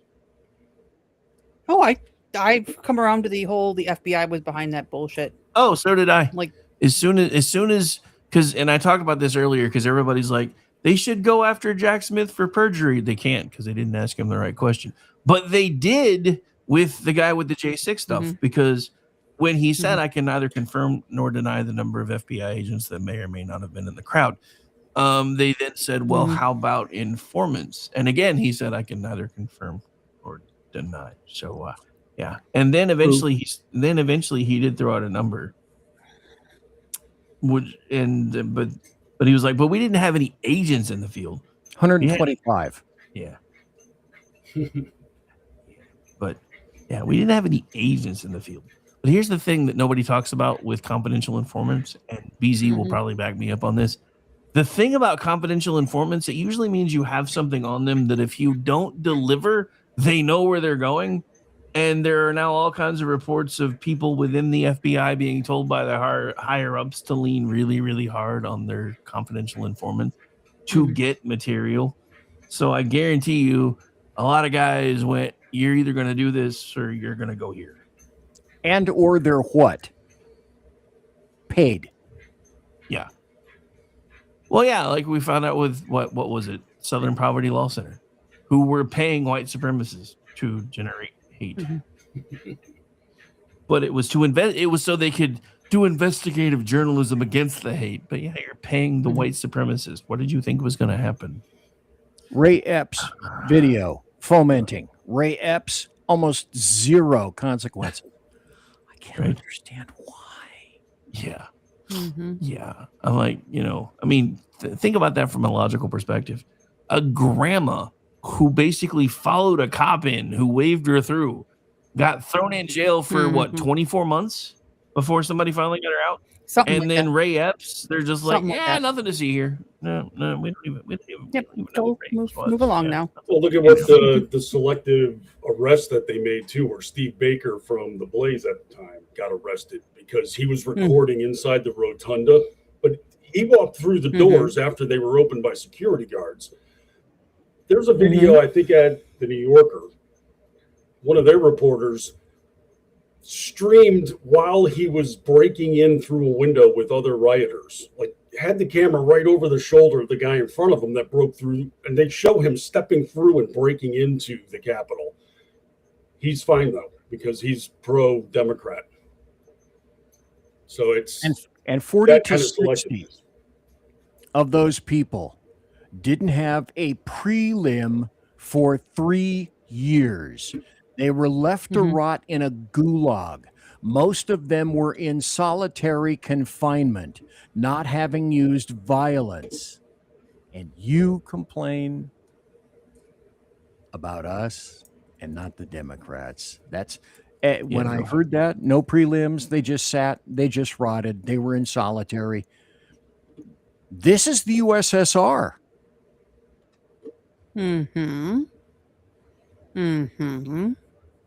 Yes, it is. Yes, it is. And I'm circling back a little bit to the whole socialist conversation we had earlier. When they say they want to abolish prison, they mean for criminals. They don't mean for you. I wrote about Angela Davis, who is the mother of the abolish prison movement, a left-wing terrorist who bought a shotgun that was later strapped to the head of a judge who died because her left-wing comrades took over his courtroom to get someone's brother free. When she was asked by communist detractors to help get them out of prison, she said, nope, they deserve to be there. They're not abolishing prisons for everyone. They're abolishing prisons for their friends. All right, so one last story, and then we'll start everybody tells their favorite thing they've either written about or talked about this week. Is this one, and this again is very telling. 100 Democrats voted against funding Israel yesterday. 100. Not just, not sending them, weapons. The funding that they tried to take away was even the funding for their Iron Dome, which means if they don't have that, Israel's gone. Which is what they want. Hey, idiots, do you know where our intelligence comes from in the Middle East? From Israel. Yeah, I'm sure it comes from Oman, right? Or Syria. Syria's been great about giving us information. Well, according to J.D. Vance, Qatar's awesome. Sure. Sure. Yeah. Right. I would like to remind our friends that there was just a cruise that left Athens on July 5th that was barred from stopping in both Turkey and Egypt because it was a gay cruise. I had so much fun covering that story. Oh, that was so much. I covered that too. I love how that was Trump's I think I mentioned that. Yeah, they blamed it on Trump because he's allowed this homophobia to be emboldened in the world. No, they're Muslim countries. They pretty much hate you, and they've hated you for 1,400 years, and they're going to hate you long after Trump is gone. Like I said before, I went to Egypt. When we booked our flights on Delta and we put our passports in, it said, Egypt will not allow you to enter the country if you have a transgender, non-binary gender marker on your passport. So make sure your passport says you were either a man or a woman. Yeah. But the one place they could have gone and had a great time was the one place that recognizes pride. And that was Tel Aviv. I noticed they didn't. Because Israel's terrible. But yeah, the funny thing is, you can yell free Palestine all you want from America. If you're gay and you try to yell it in an Islamic country, it's free Palestine. Splat. You're free fall to speak that way. It's just I don't know. These people are they have lost all touch with reality. And I talked about this with BZ last night. You know, we keep talking about a national divorce. I think one has technically already occurred. The difference is we have people that are now divorced from reality and people that are still trying to fight so people see reality, because they don't see reality at all anymore. They don't see Islam as a problem. They don't see Iran as a problem. They see Israel as the problem. They see people that want freedom as a problem. And the DSA is flat out telling you that those of us that want freedom are the problem, and they're trying to revamp everything about the country to make sure that we can't do that. And you're right. They don't want to get rid of prisons for political dissidents. They don't want to get rid of prisons for people that disagree with them. They just want to get rid of prisons for actual criminals. Yep. And real quick, CENTCOM posted a little bit ago that they launched another round of strikes at Iran at 3 p.m. Eastern time. Oh, so again, it is Warthog Day in Tehran again. We kill them all, as my boss said. Yep. It's a Kurt Schlichter dystopian world. Fun times. I mean, I'm just glad they're still going at it. I honestly, I still don't think they're doing enough. I know they're no, I don't think they are either. But fraction. No. But I also again understand why they are doing what they're doing in the fashion that they're doing it, and I've tried to explain this before. We have built a world ever since World War II where we have to fight with one hand on the trigger and the other hand on the scales of the world economy that we rebuilt and tied together to try to keep from ever having a World War III. Which is why everything since the Korean War has been either fought to a standstill or withdrawal. The problem is, and we ran into this with Japan, is when you have people who ideologically will not give up until they've either killed you or you've killed them, that none of the logic stuff matters. And I think that's why Trump finally admitted late last week, these people are knucking futs. I mean, he didn't say it exactly that way, but he might as well have. Because everybody's like, well, up until 5 minutes ago, you were saying they were awesome and that you felt like you could work with them. And he's like, yeah, I got to know them. They're nuts. And he's not wrong. They're insane. They want the thing they call a caliphate is basically bathing the entire world with blood so their version of the Messiah can come back. That's what they want. Easiest way for them to do that? Nuclear weapons. That's why they keep saying we don't really want nuclear weapons. But if they didn't, they wouldn't be enriching past a certain point. Because you don't need the same amount of enrichment to use it for energy as you do everything else. But anyway, we should probably start wrapping up. So we'll let Amy go first, so that way I know she makes it to the movie on time. What's your favorite story this week? Okay, you're going to indulge me for a second here because this is all stuff that broke today from Wisconsin. Earlier in the week, Sarah Rodriguez, who is the current lieutenant governor, announced that she had fired her campaign manager because of misrepresentation or misreporting on campaign's finance reports, the last round of which were due on the 15th. Turns out Sarah Rodriguez's campaign is pretty much broke. And for 6 months, Sarah Rodriguez, who wanted to be our governor, didn't know this. Despite that, she held a press conference on Monday, said, no, this is what leadership looks like. I'm not dropping out of the race. 9:47 a.m. this morning, she announced she was in fact dropping out of the race. And with her, yes, I know. Wait. It gets even better. The front runners in the Democratic primary right now are Francesca Hong, the Democratic Socialist, Kelda Royce, who's a Madison radical who nobody in Wisconsin even seems to know, Mandela Barnes, who was Governor Tony Evers' first lieutenant governor when he won back in 2018, a guy whose name, his last name is Brennan. I don't even know what his first name is. That's how unimpressive his campaign is. He's electable according to a conservative that I follow here in Wisconsin, but he's a white guy, so the Democrats aren't going to touch him. And then the last nominee was Milwaukee County Executive David Crowley. Crowley dropped out last week, endorsed Sarah Rodriguez, who dropped out today.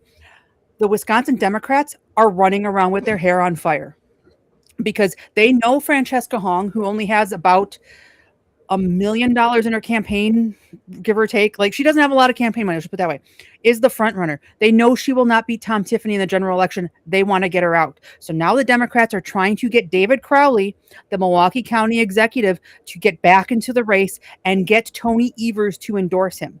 Tony Evers did not endorse his former Lieutenant Governor Mandela Barnes or his current Lieutenant Governor Sarah Rodriguez because he hates them.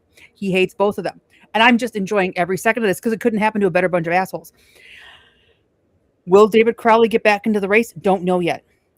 Will it make a difference? No, because as somebody who has grown up in Milwaukee County her entire life, Everybody outside of Milwaukee County and Dane County hate us because they equate Milwaukee County with the city of Milwaukee, and they're not wrong. Milwaukee takes their tax dollars, especially MPS, where black kids test at the bottom nationally. It's a city full of crime where the Common Council's solution to the shootings downtown was to ban food trucks after 10 p.m. That's been suspended. That's going to court right now. You get out of Milwaukee County, even in the bluer areas of Wisconsin, they hate Milwaukee. They twice rejected our past mayor, Tom Barrett, when he ran for governor. David Crowley, the county is a shit show. It has $163 million deficit through 2031, including a $50 million budget deficit for last year. And at the beginning of this year, it turned out Crowley's team didn't renew their contract with United Healthcare, which meant every county employee, their dependents, and every retiree, including my mother, went for months without insurance coverage. And United Healthcare couldn't come back and say, we're not covering that because you didn't have a contract with us. Crowley's not going to win. Tom Tiffany has $10 million in fundraising and $3 million cash on hand. It's over for the Wisconsin Dems. And I wrote about all of that today at Town Hall. The Sarah Rodriguez story dropped earlier. The Wis Dem panic story drops in a little while. You can go. That is my favorite story of the week because the Wisconsin Democrats imploded today. And they're done. And their primary isn't even until August 11th. Well, I know you were really worried about that. So. Say that again? Where's David Clark when we need him? He moved out west because he's smart. Good man. And believe me, I voted for him whenever he was on the ballot as sheriff. I crossed over and voted on the Democrat side because he always ran as a Democrat. Toying with the idea of crossing over and voting the Democrat primary on the 11th just to make sure that Francesca Hong gets dragged across that line so she gets her ass kicked by Tom Tiffany in the general because she will lose. Internal polls show both of the frontrunners losing to Tiffany. I'm just loving the fact That's that where I'm at. a candidate was unaware that they were out of money and then turns around and says, this is what leadership looks like.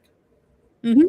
Well, she was very clear at the beginning of her campaign. If she won, she was going to write the state's biennial budget behind a curtain.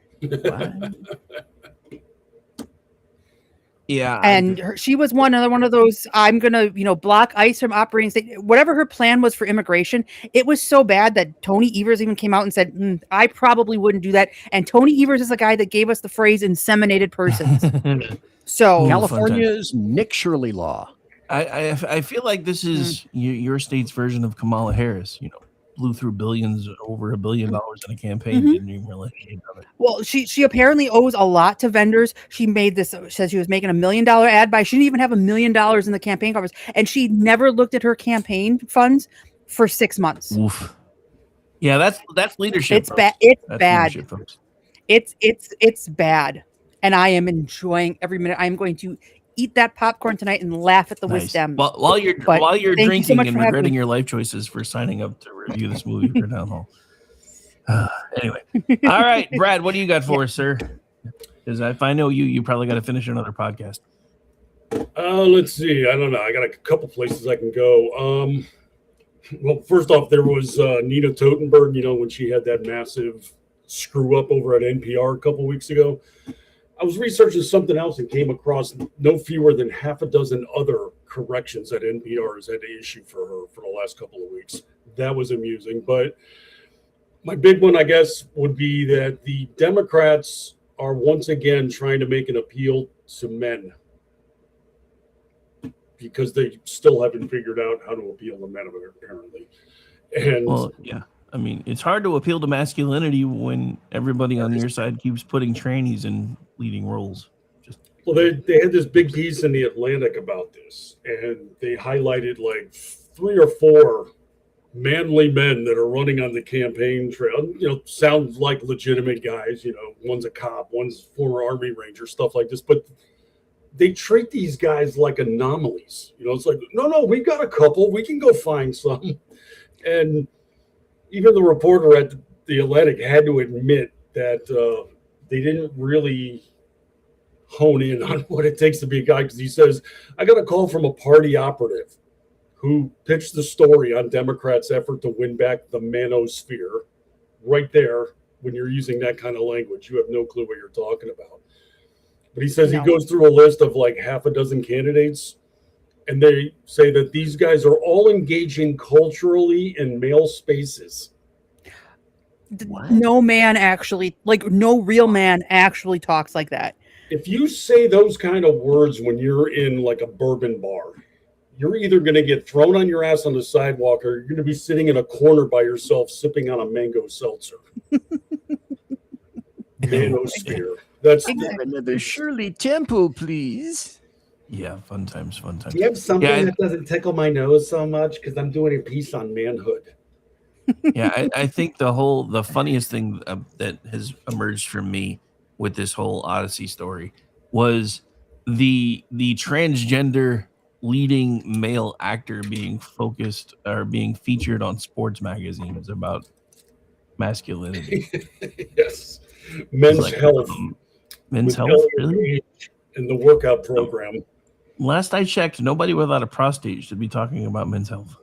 Right. Well, she said that the cis heteronormative gender binary is a social construct, and her proof of this is bonobo monkeys. So sure, the gender binary isn't real, says the person who insists I call her a man. Yeah, not happening. No. All right, BZ, what do you got for us? Well, this is really funny. I put this into the category of, hey, you did this shit to yourself. I lived in the forest in the Sierra Nevada mountains for 28 years in Ontario, who loves everyone.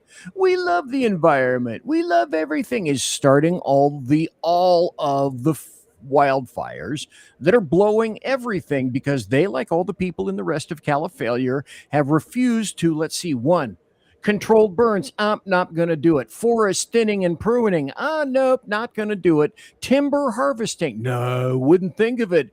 Replanting and regeneration, no, not going to happen. So all the things that they didn't want to happen are happening. Okay, so say goodbye to fucking millions and millions of little animals. Say goodbye to hundreds of thousands of mammals. Say goodbye to your air as all those wildfires are spewing geometric metric tons of smoke into the air. All you leftists in California and Ontario, fuck you. How about that? You Is should, that distinct? you should really start telling people how you actually feel. I know. I'm just a wilted introvert. Thank you. You need to take a different test. Right? Yeah, I don't think your test was accurate, my friend. All right, so my favorite story is one I actually haven't written about yet, but I probably will put it out as a Rick's rant sometime over the weekend, because the lovely little quaint, picturesque small town that I live just a couple miles south of has been featured all over Oklahoma news this week, because after a new person got elected to city council, they did everything they could to try to deal with all kinds of irregularities inside of the city council, and were still involved and threatened and everything else. So they eventually brought in Cindy Bird to do an audit. And they have discovered that in the last 4 years, which is the only records they had access to, that in a town with less than 700 people, a total of $2.25 million is now unaccounted for and believed to have been used by the tiny little town's clerk to do things like pay their mortgage, take their dog to the vet, so many other different things. And I just want to point out, this is happening in a Republican state. So the idea that fraud gives a damn about the letter behind your name is bullshit. We just need to get serious about dealing with the fraud, realizing that, just as I pointed out earlier today, the fraud is endemic in our system. The cheating is endemic in our system. Hell, politics as a whole, for pretty much the entirety of its existence, cheating has been a feature, not a bug. So if we're going to finally do something about it, we need to come to terms with that and actually do something about it. And then we need to clean up all the fraud, because that means state money is being abused, federal money is being abused, local money is being abused, and everybody wonders why we can't afford anything anymore. I've said this before. If they would start the process of clawing back even the stuff that they've been able to find so far from our federal government, and just kept clawing back everything that they've been able to find through fraud, within the next 3 to 5 years, we probably wouldn't have a national debt anymore, much less a national deficit. It's insane. The amount of fraud that has been found just when we just barely started looking. We've scratched the surface and found millions and millions and billions of dollars worth of fraud, to the point where we're now, in the words of politicians, starting to talk about what they consider serious money, because to them, millions of dollars isn't serious money. But they will tell you, once you can scrape together $1 billion or so, now we're talking money. Now we're talking about billions of dollars worth of fraud nationwide. And again, well, the Democrats aren't even serious about this, because Nick Shirley was just on the Hill and they were barking at him that he's only investigating this stuff to get clicks. He's finding hundreds of millions of dollars of fraud in one city at a time. That's severe. No, you just want traffic on your website. And then the other one that I may or may not write a piece about, their Persistence put out a post today about an area, I believe it was, I know he said Pennsylvania, but I didn't see exactly where they found a homeless shelter that had 500 registered voters, only has 100 beds. Right. Well, people can use that as an address. No, not when they're not staying there. Yeah, this is not general delivery from the post office, folks. If you're not staying there, it's not your address. Anyway, we should probably start the process to get out of here, because I know Amy's going to want to start drinking soon. Where can folks find you, Amy, so you can be the first one to duck out? You can find me on Twitter at Ranty Amy Curtis or Town Hall. I write a lot of stuff. Beezy, you'll be sad to know I only wrote 19 stories today. I have missed my goal, but I think I was well over 20 for the rest of the week, and I have a couple in the hopper. Obviously, check my Odyssey review. That'll drop. It'll publish tomorrow morning. I'm going to try to write it tonight. Depends on how sober I am. And then I have some stuff sitting in the hopper for Sunday as well. But check it out. And then thank you guys for having me. It's always so much fun. I will let you know how the Odyssey goes. I'm going to hop off so I can get to the theater. Bye, everybody. All right. Remember, at Ranty Amy Curtis on X, and go find your book on Amazon. Oh, yes, my book. Yes, Gaslight by Amy Curtis. Please buy my book. And if you know somebody who does a publishing, send them my way, because I've got more ideas I'd love to talk about and I'd love to get an advance on. Bye, everybody. All right. Bye, everybody. Ciao. All right. And bye to Amy. Brad, where can folks find you? I am daily over at townhall.com with my media column. Also pretty much daily at Red State, and I've got a podcast there called Liable Sources as well.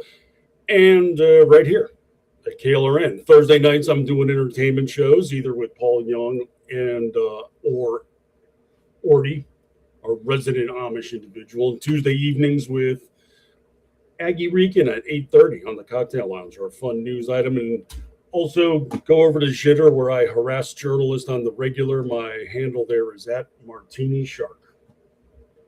All right, and thank you for joining us today, Brad. I'm going to move you off stage so you can go do whatever you've got going on next. And BZ, where can folks find you, my friend? I am BZ, your conservative Sherpa, guiding you through the maelstrom of Democrat, leftist, globalist lies, deceit, and betrayal. I feature bombastic shenanigans on Tuesday and Thursday nights, 8 p.m. Pacific, 10 p.m. Central, 11 p.m. Eastern on the SHR Media Network, and also right here, friends, right here on KLRN, courtesy of Rowdy Rick Robinson. Thank you, sir. You can't see me, but I'm saluting. Salute! Yeah, you and your floating head of doom. All right, ladies and gentlemen, that is going to do it for this particular episode of the Weekend News Roundup. I want to thank everybody who's taken the time to hang out with us today. Looks like between the two shows, we got pretty close to 300, which for midday isn't terrible. So thank you very much for that. My final thought for the day is the ironic fact that everybody's favorite ballad fairy probably sounded a lot like this after all. You've been here 4 hours. You're gone now. My name is Rick Robinson. This has been the Weekend News Roundup, live right here on KLRNradio.com and featured on Digital Beacon US News. I'll be back later tonight with the lovely Aggie Reekin, who's been hanging out in our chat, but she's now having to go by Aggie the Barkeep because somebody jacked her damn account and Eggs won't help her get it back. That's a crime against humanity, y'all. That is a crime against humanity. I'll be back later tonight, 8:30 p.m. Eastern, with the lovely Aggie on He Said, She Said. Not sure what we're talking about yet, but once I go charge my phone, we'll go find out. Bye, everybody.